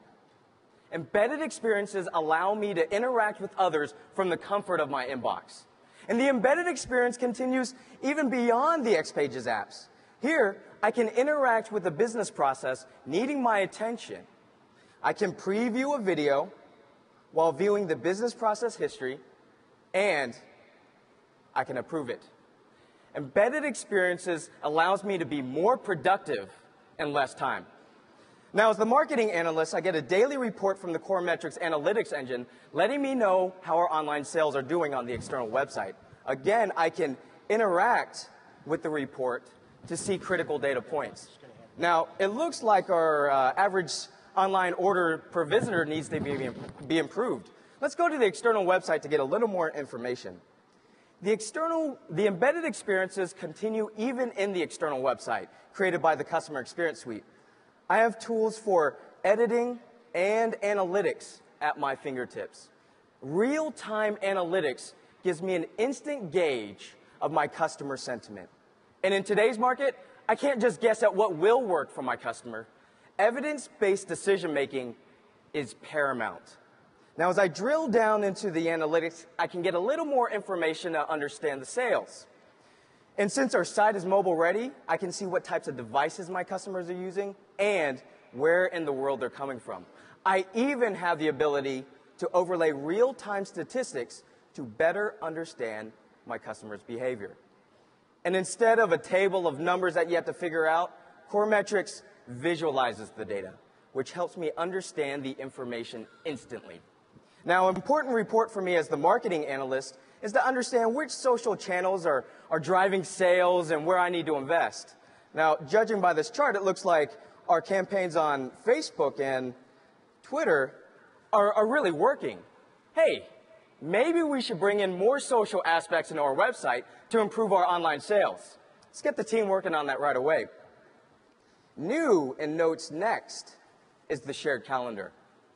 The shared calendar lets me see calendar entries for my team. Now, I can see my personal meetings here in blue, and if I turn on the shared entries, I can see my team meetings here in yellow. Now, what's great about the shared calendar is that even though I'm not the chair, I can still update or change the meeting invitation. You'll notice here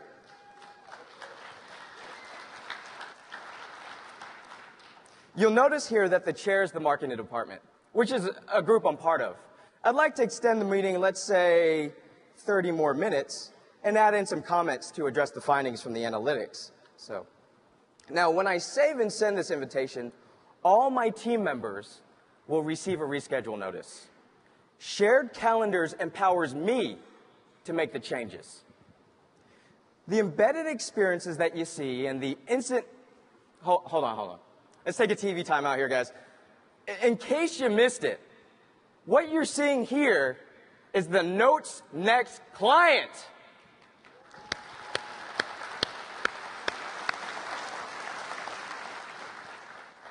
The embedded experiences and instant interaction transforms business to allow us to identify changes and kick off processes instantly. And talking about instant, I see Dan is online right now, and he's mobile. Let's ping him since I know he's on a trip. Yo, Dan! Hi, everyone.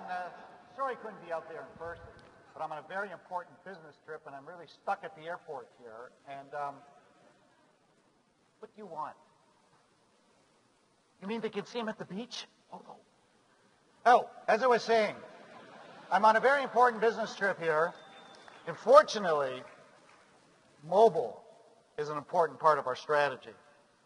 Now, I happen to be using an Android here. I'm using Sync Time for the Android, and I can see here that Frank is asking how the trip is going. Well, you know, sometimes a picture is worth 1,000 words. And yes, now, Sync Time allows me to respond with a picture. So I can either send back a new picture with the camera on the phone, or I can select one from my gallery. I think this shot here nicely explains how my trip is going. And we'll go ahead and send that off to Frank. Okay, now let's go back and see what Frank is talking about. Now, as you know, Notes Traveler provides secure enterprise mail and calendar for mobile devices that's now available for your Android device, in addition to the iPhone, iPad, Nokia, and Windows Mobile.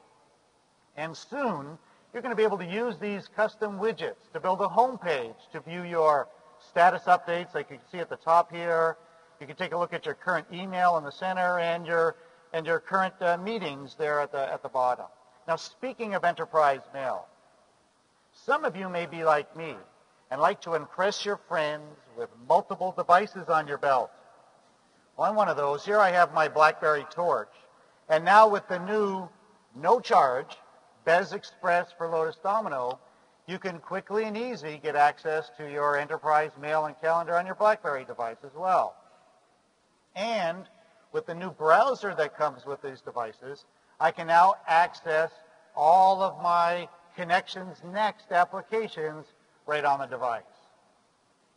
Now let me go back to my Android homepage here, and let me select the Activity Stream application. Here's where I can check in on the status of the projects that I need to keep track of. Now this app provides a mobile view of the important information that I'm working on. It aggregates status and alerts from my social network, from my subscribed sources, and from the applications that need my attention. And just as Brian showed you with the Notes Next client, it provides an embedded experience where I can directly view the details without having to switch applications. Now at the top here, you can see that Jasmine has shared a file with me. And I can preview that quickly, preview the contents directly in place. Now what makes this different from your standard inbox is that you can start to socialize this content. You can see I can start or add a comment thread, and I can share this with the people I need to work on the issue. And because this service can run in the cloud, I can include external people as well. Now, for developers, we're also extending X pages to support mobile devices as well, and then allowing those applications to participate in the activity stream.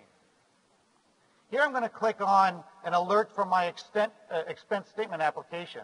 This is a mobile application that's coming from my Domino server. And here I can go ahead and interact with that and view my expenses directly in place.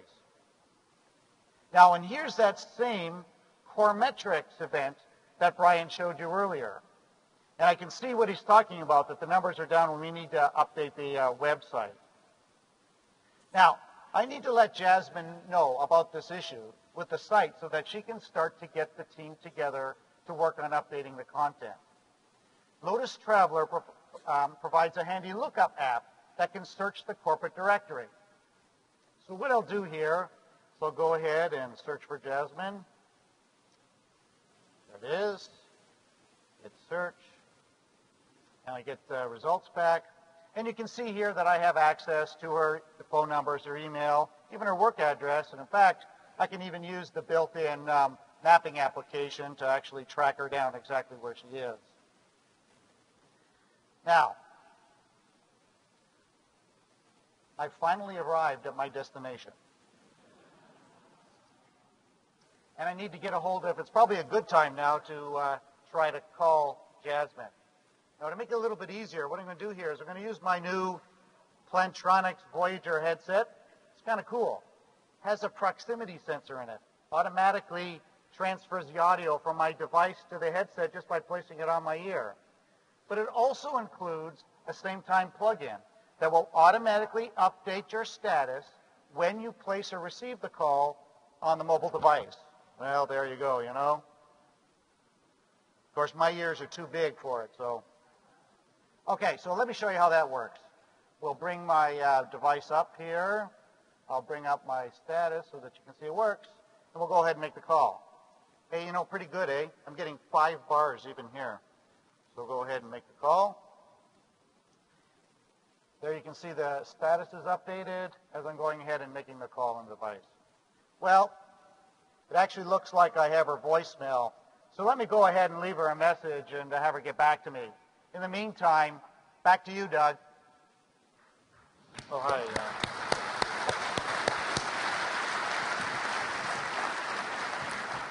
Thanks, Brian and Ron. That was terrific. That was a great demo. I mean, I hope you saw how much technology we're actually delivering and putting in our new products. We packed so much into each demo. I just wanted to call out a few of the product details for you. Brian showed you a glimpse of what's planned to be in Notes Next. And I can tell you, other than the Chevy Volt, that's the most sexy thing that I want on my desktop. It's got a very simple and elegant user experience.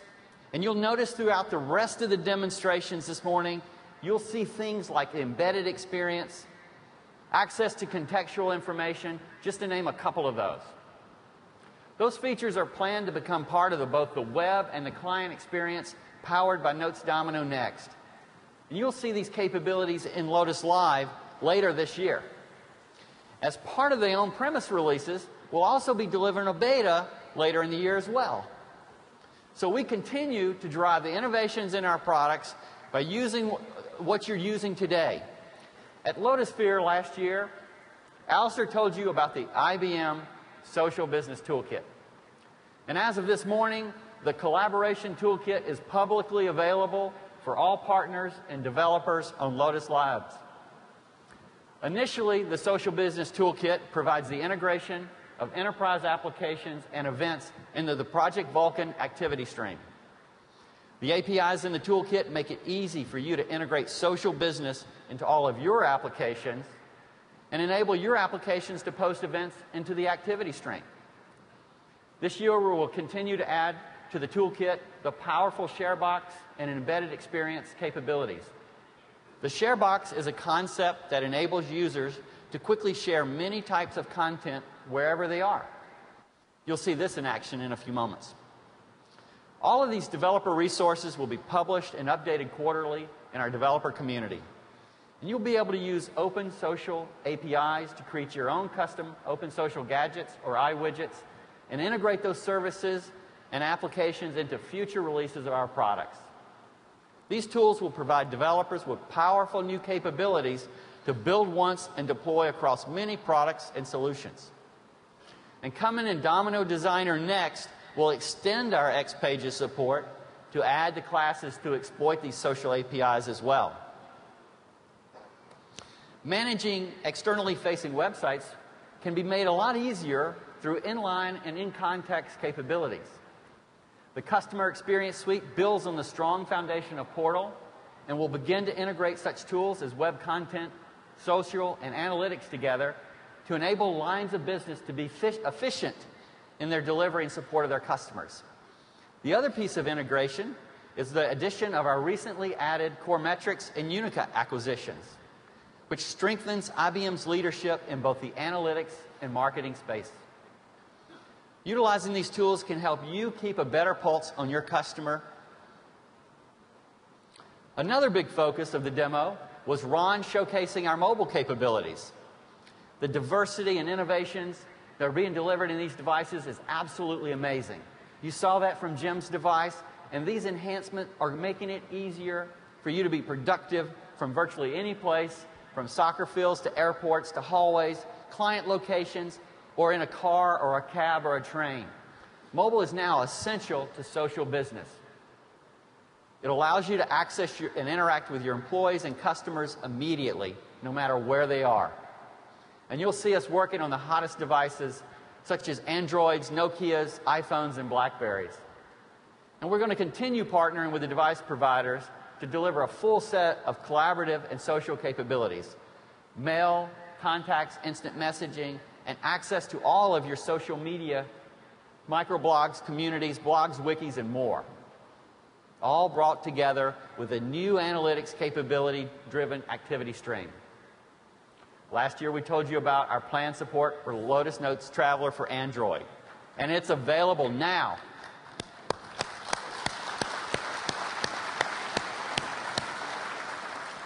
Kevin, why don't you join me and tell us more about what's going on in the mobile space? Thanks, Doug. Speaking of mobile, I just got this Nokia E7, which was announced in September, and one of the cool things about it is its HD support. We're working on Traveler, same-time connections, and Mobile Connect updates to take advantage of the new user interface and home screen with live widgets on this new family of devices. That means updates to Mail, a new instant messaging client, new connections tools, and secure connectivity. These functions will integrate smoothly into the device's free navigation software. The E7 is also great for documents and presentations, and its HDMI output will connect up with an HD TV or projector, and it'll allow you to host a web meeting in a big room with only the smartphone that fits back into your pocket. And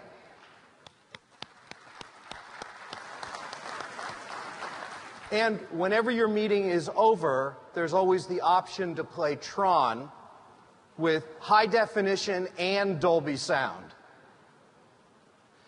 The definition of a collaboration device is clearly changing radically. Collaboration deployments are also changing. You now have a choice to deploy a custom infrastructure on site, to buy collaboration services in the cloud, or mix these two delivery modes. We recognize that different solutions are needed to meet our customers' expectations, and often it's not just one solution, but it's a combination of solutions that will achieve the desired outcome. Businesses today require new types of collaboration tools to communicate in a fast-paced, always open business world. The momentum we are experiencing is just incredible. Last year, we saw triple-digit growth in the number of new customers signing on to Lotus Live. This past quarter, we've deployed Lotus Live in government and nonprofit offices, school districts, as well as universities, small businesses, and large household name enterprises, companies of all sizes, General Milling in the Philippines, AA Translations in Europe, and Signature Mortgage in the US. And Lotus's Live services scale all industries. Just ask the Zoo Aquarium Association of Australia. They use Lotus Live to manage their breeding programs, a very social application.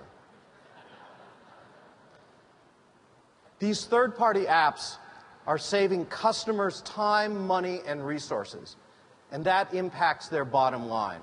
Signature Mortgage is saving so much time that they've actually broken a production record and increased their business by 40% per month. AA Translations in Europe, they cut their editing process down from a full business day to just 5 minutes. And one of Canada's largest construction companies, Canderel, was able to cut down their closing process from weeks to just days. In all of these examples, our partners such as Sugar CRM, Ariba, Solanus, and many others are adding functions to Lotus Live that take advantage of its ability to open channels of social business communication between a company and its partners and its customers. Oh, and one more thing. Many of you, I think, have Domino applications, and you'd like to run at least some of them in the cloud. This morning, my colleague, Laurence Guillard-Joly from IBM Global Technology Services, is here to help us announce a new offer that allows Lotus Live users to run Domino applications in the cloud. Laurence?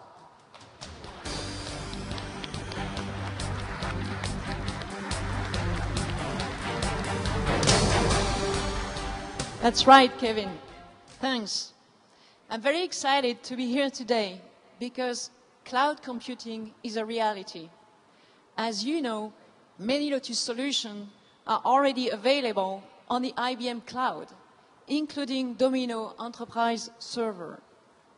We are excited that IBM will be introducing a new licensing model for our Lotus Live customer, eager to run Domino application in the cloud. With Domino Utility Server for Lotus Live, our customer will be able to develop and deploy application on the IBM Cloud, complementing their use of Lotus Live Notes.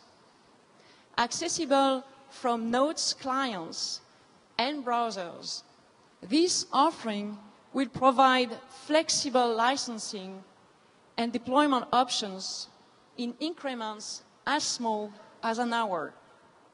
In anticipation of availability at the end of this quarter, you can start testing your applications today on the IBM Cloud. To get started, I am very pleased to offer 30 days in which to try in the IBM Cloud with Lotus Domino at no charge.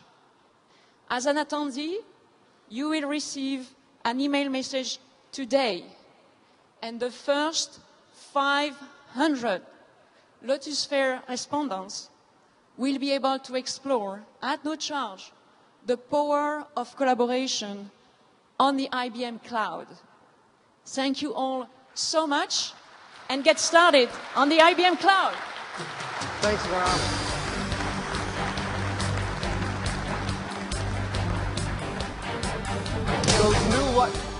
Those new licensing terms are also available for other partners who want to offer cloud services for Domino or use services such as Amazon. In September, we shipped Lotus Quicker for Domino, which included over 300 customer-driven enhancements. Quicker provides you with the ability to have collaborative work environments tightly integrated into enterprise content management systems such as FileNet and IBM Content Manager. You get rich workflow along with highly scalable document management capabilities. And in the future, we will integrate content coming from your Quicker team places and files into the activity streams you've seen. In the earlier part of this session, you heard from customers who are using our social business platform to transform their businesses. The Connections 3 release that shipped at the end of last year is already enabling customers to realize the real value of collaboration out of the box. It was our first delivery on the IBM Project Vulcan strategy. Suzanne, can we get back to the demos, and could you showcase some of this great functionality and give us a glimpse of some enhancements planned for this year? Sure, Kevin. When I come into the office in the morning, I go straight into my social dashboard on Lotus Live Next. Being the project manager, I may be using multiple machines, so it's important for me to be able to work 100% in a browser. Now, in the home page, I have access to both my activity streams and my mail.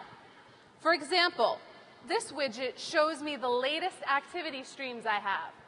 This widget shows me my latest email messages, and this one here shows me upcoming calendar entries. Now, the activity stream contains social applications, enterprise business content, processes, and even external social services. I also have my mobile voicemail configured to show up in my activity stream, thanks to our partner, VoiceRight. Let me see what this is all about. I can play the message from here, and I can even read a transcript of it. Well, hi, Jasmine. This is Dan speaking. Can you get a hold of me as quick as you can? Thanks very much. Bye now. It sounds like I'm going to have to get to Dan about that later on. Now, in my activity stream, I see another item with my core metrics report. I see the numbers are trending downward here. I wonder if this is why Dan was calling. Now, let me see what else is going on my homepage. My homepage is great because all of the information that I need to do my job is right here. For example, here's a file that someone posted that I need to review. I can actually preview the document in line without leaving the context of my homepage. And I can even comment right from here. In fact, this is the same experience that you saw earlier on the Notes Next client and on the Android. Now, the activity stream is not only a place for social activity, but it's a critical business channel for enterprise applications. We can bring in other business applications, like this CRM app, alerting me to a sales discount that I need to approve. I can also read and reply to email right from here, and email can be configured to work with different back-end systems. Now in this message, it looks like I'm going to need to look at the proposed website changes here. Let's see what the team is thinking about. What you're seeing isn't a traditional document. It's actually a new cloud-based service on Lotus Live called Lotus Live Symphony, which is integrated real-time co-editing, allowing the team to see our changes in real time. I can also see who's working on the document with me in the real-time notification window. And here, you can see that Dan is making some updates to the document. Now, I can share this document with people who will work on it with me. Live sections allow me to manage it at the section level, assigning people to write or to review sections of the document. And I can even view my own outstanding assignments as well. I can get started very easily with predefined templates, or I can even import documents into Lotus Live Symphony, even rich documents with advanced tables like this one. With inline commenting, autosave, versioning, creating documents has never been easier. These updates look good. I think we can officially sign off on these changes using Lotus Live's e-signature technology from our partner Solanas. Now, back on my home page, you can see that the document has been submitted for approval using Solanas' e-signature technology. And here, using the embedded experience with Solanas, I can actually preview the final version of the document, and in one click, I can add my signature and record the date. Very cool. Now, the homepage experience is great for keeping me up to date on the latest information, but I can also quickly share information with others. On every page is a share button that allows me to share content such as tasks, microblogs, forum responses, and more, anywhere from the environment. I can even email. Now, let's say I want to spend some time focusing on my mail. I can be just as productive. I can go into a full email experience right from within here. And you'll see I had some of the same experiences that I had on my home page. For example, I can share from here as well. And the share experience is completely extensible. This time tracker gadget was actually added in by my company.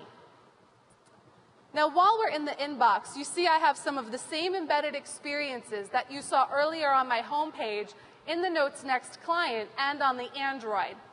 Now, let's check out another message in my inbox. Now, looks like here's a post from a community that I manage. It's telling me about new content that's been posted into the community.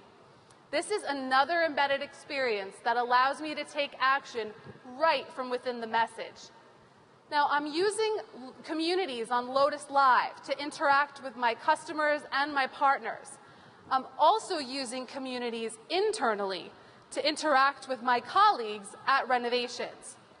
Now, let's take a look at my communities on Connections 3 on premises.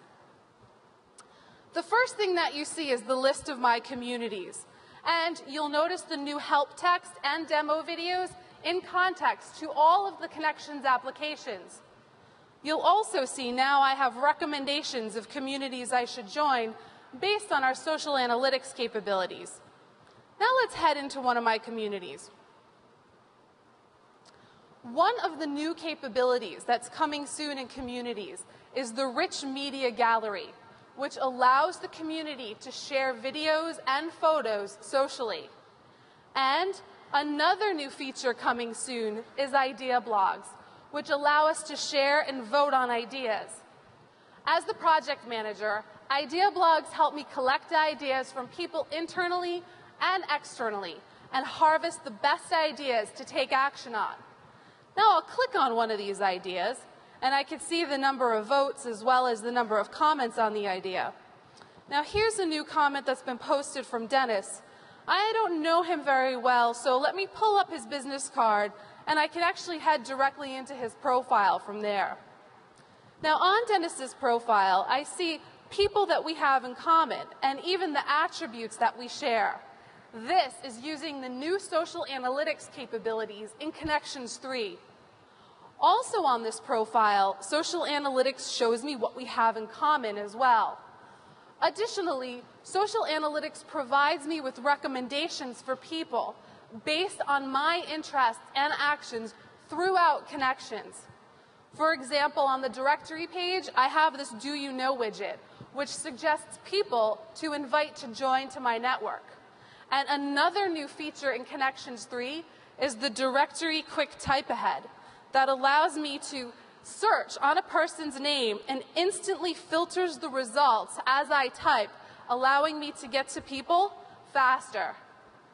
Back over to you, Doug. Thanks, Suzanne. That was terrific.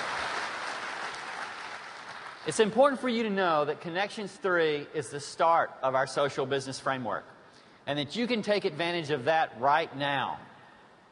So let me recap a few of the focus areas for Connections 3 that Suzanne showed.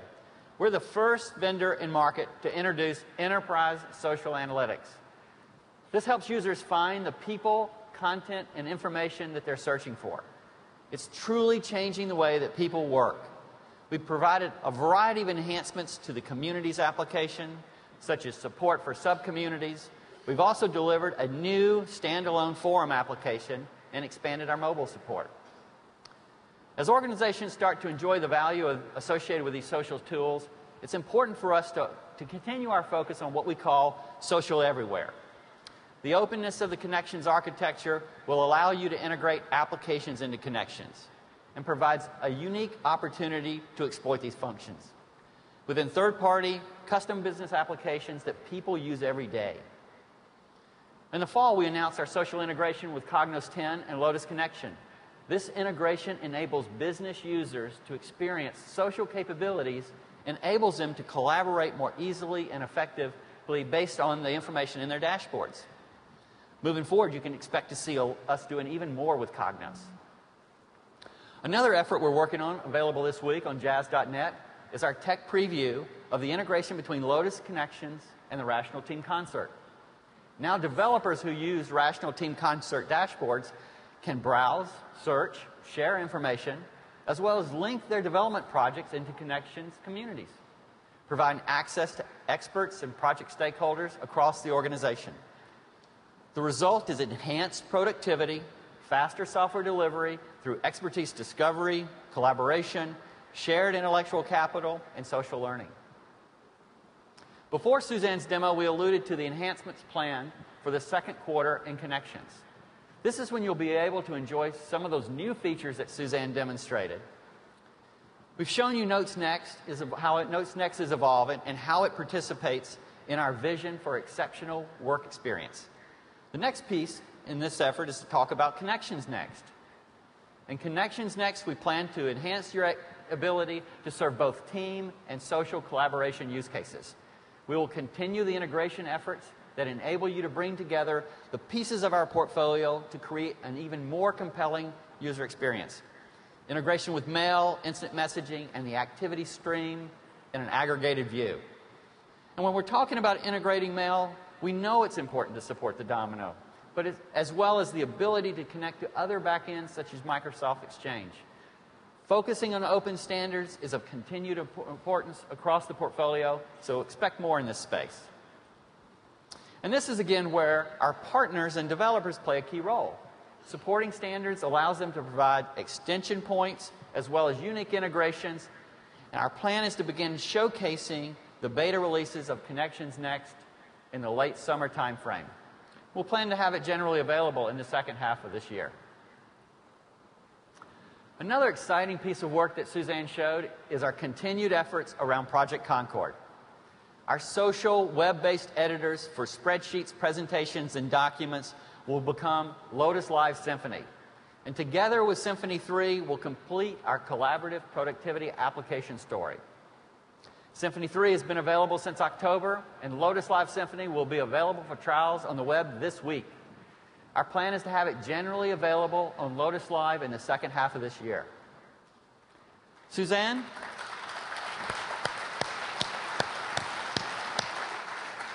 Suzanne, I know that there's more that you wanted to show us, so why don't you take it away? Okay, great. Thanks, Doug. My team has been working on those proposed website updates in our community. And as Doug just mentioned, we're also using the new sub-community capability in Connections 3 to enable subgroups to interact around specific topics. This sub-community is private for just a few people so we can plan our work more effectively. And as you can see, we're using different applications here. Now in the sub-community, we have quick access to our Same Time Next meeting room. We need to sign off on the final website changes, and we're going to use our meeting room to coordinate. Now in the meeting room, you can see that Dan and Ron have joined. This meeting room is enabled with video as well, and here I can join the video conference. Welcome to Unified Conferencing. This is using the new web-based video capabilities, so there is no client download. And it gives me multi-party video conference integrated into your own enterprise conference systems, like Polycom, which is what we're using today. Now, I'm going to share a presentation in the meeting. Now, also available with Same Time Next is mobile support. And here you can see that Dan has joined and he's using a BlackBerry Torch. Now that we've agreed on the website content changes, I can approve the presentation and send it to Frank for the final updates to the website. Back over to you, Kevin. Thanks again, Suzanne. Same Time has a critical role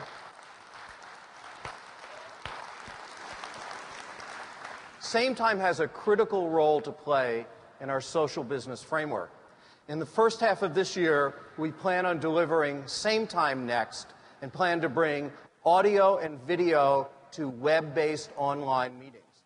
This makes it easier to engage customers, partners, and suppliers in a rich, fully collaborative meeting experience, even if they don't use Same Time today.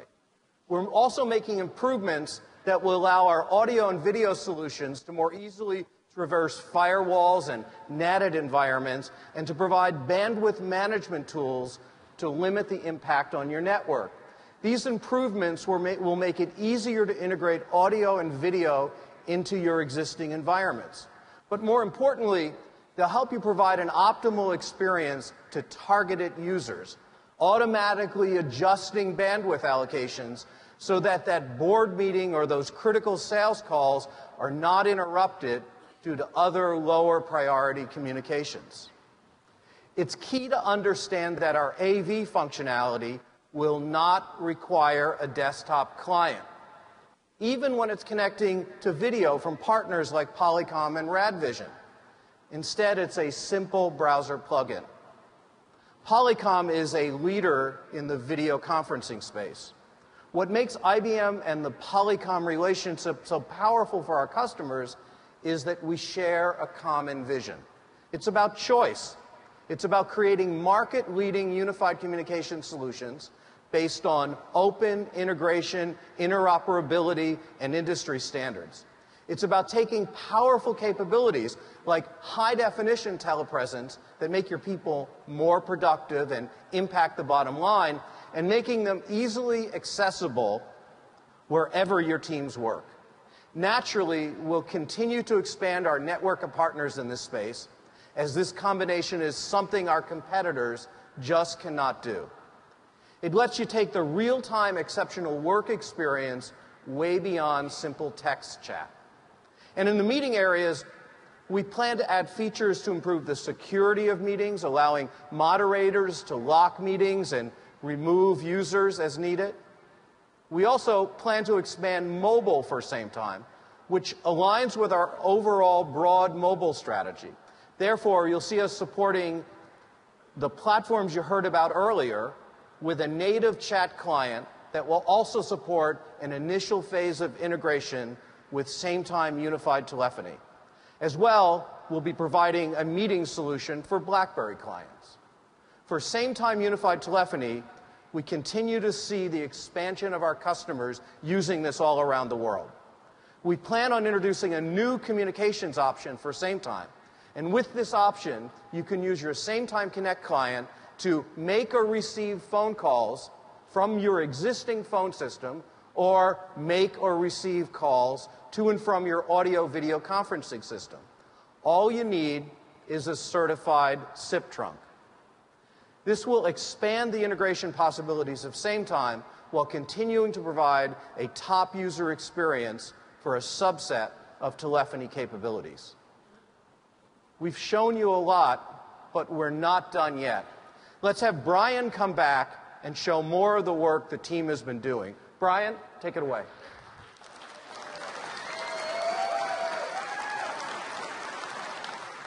Thanks, Kevin.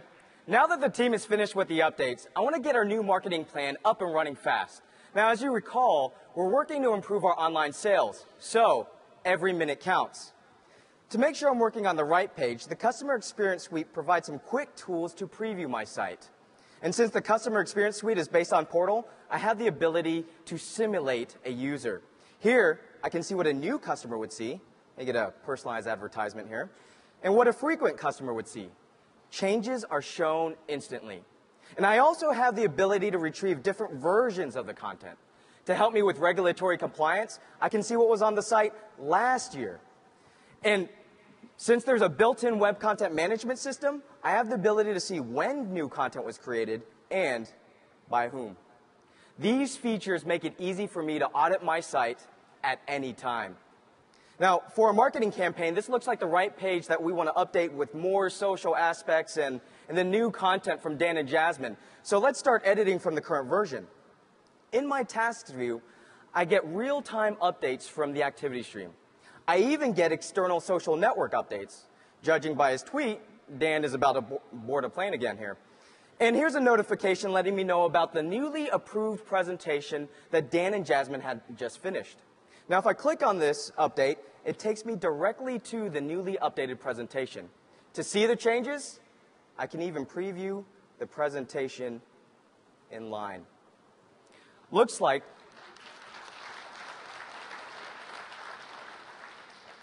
it's the last slide is what we want to update our current campaign with. Now, how easy is it to change the site? Even I can do it. All I have to do is drag and drop the slide, and it converts the content onto the page.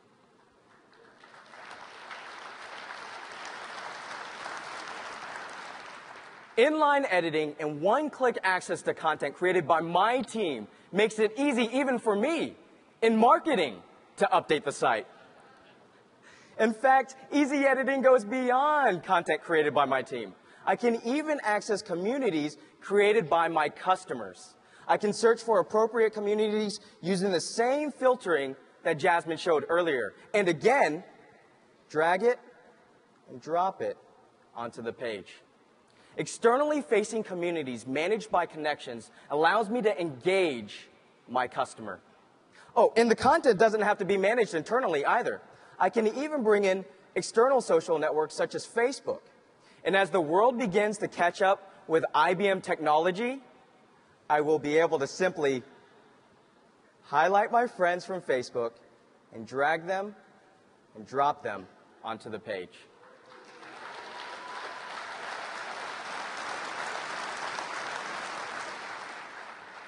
And if I want to switch things around, it's so simple. I don't have to call IT. The Customer Experience Suite connects you with your customers. Here we're following the CEO on Twitter, and we even provide personalization through geolocation. Notice how Anna Bauer is the closest rep to the customer. The Customer Experience Suite gives me all the tools I need at my fingertips to easily identify a problem and implement a solution. In just a few clicks, I was able to update the site, transforming the way we do business. And now that I'm satisfied with this new marketing campaign, I can send it off for review. Oh, and by the way, Dan the mobile man needs to approve it. Using the activity stream on the iPad, Dan can see that the web page is ready for his approval. And he can actually preview it on his mobile device. And this is the mobile view of the website. He likes it, looks good, he can approve it, allowing it to go live. Oh, And we're tracking our leads using Sugar CRM. And you can see by the blue bar, in just a few moments, we've already increased our leads from our website. Good job, guys.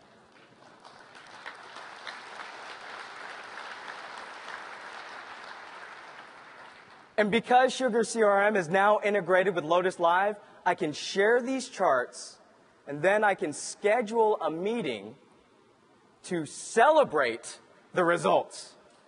And there you've seen it. We've identified a solution, and we've made it available anytime, anywhere.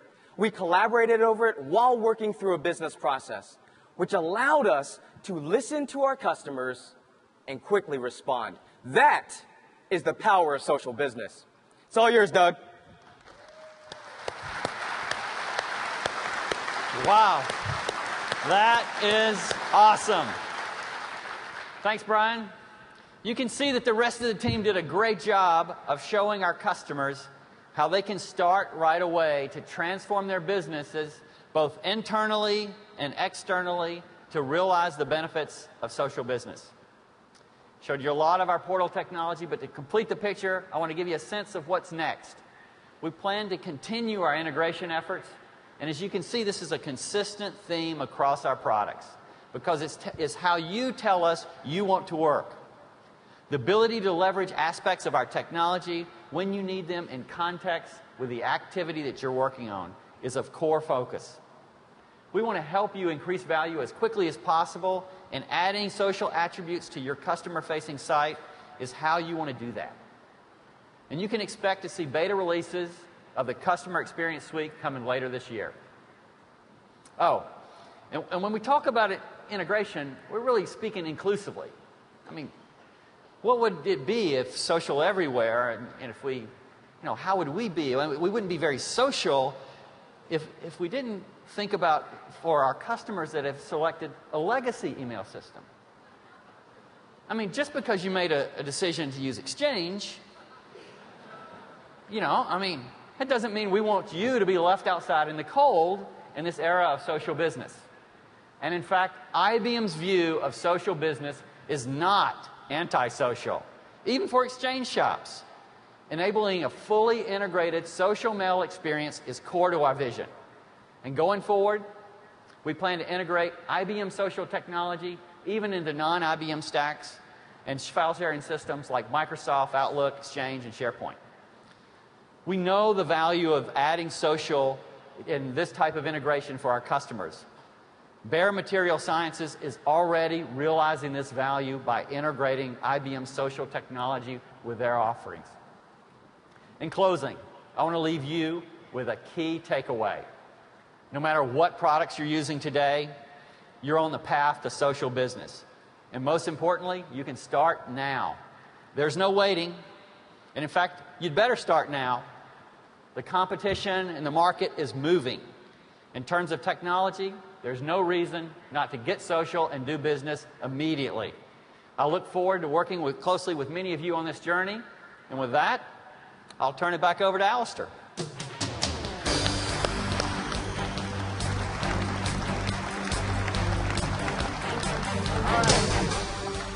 Another session, a little bit long, but we're totally stoked. Let me finish with 3 awards that are incredible proof of what's going on in our community. The first award is a new award for 2011, talking about the demonstration of business value through social. This award was formerly our Best of Show, and it recognizes the partner that has done the most outstanding job helping clients become social businesses. The finalists are iEnterprises from the United States, Sogeti from France, and our winner is Trilog Group.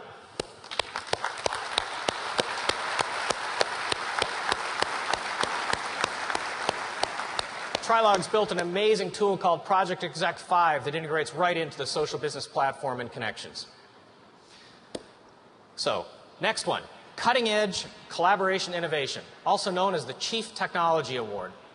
And this recognizes visionary partners who are leading technology change using Lotus and Portal. And the finalists are Virtual Agility, United States, Trilog, United States, and the winner is Group Business Software.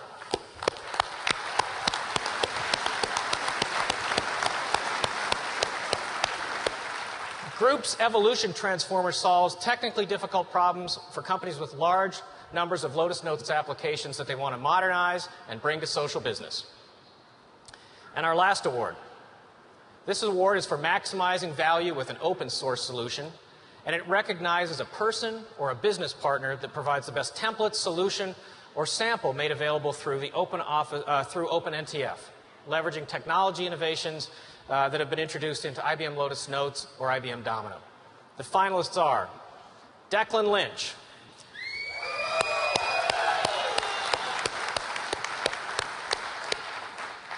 Ferry Cranenberg, and the winner is ISW. ISW.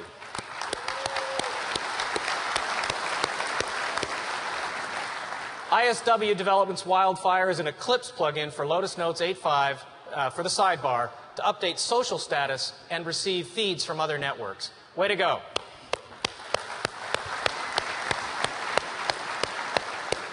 So, speaking for all of us here at Lotus and at IBM, I want to thank everybody for great nominations and congratulate everybody. Thanks for your incredible support. What a community. What a great start to the week. Have a great Lotusphere.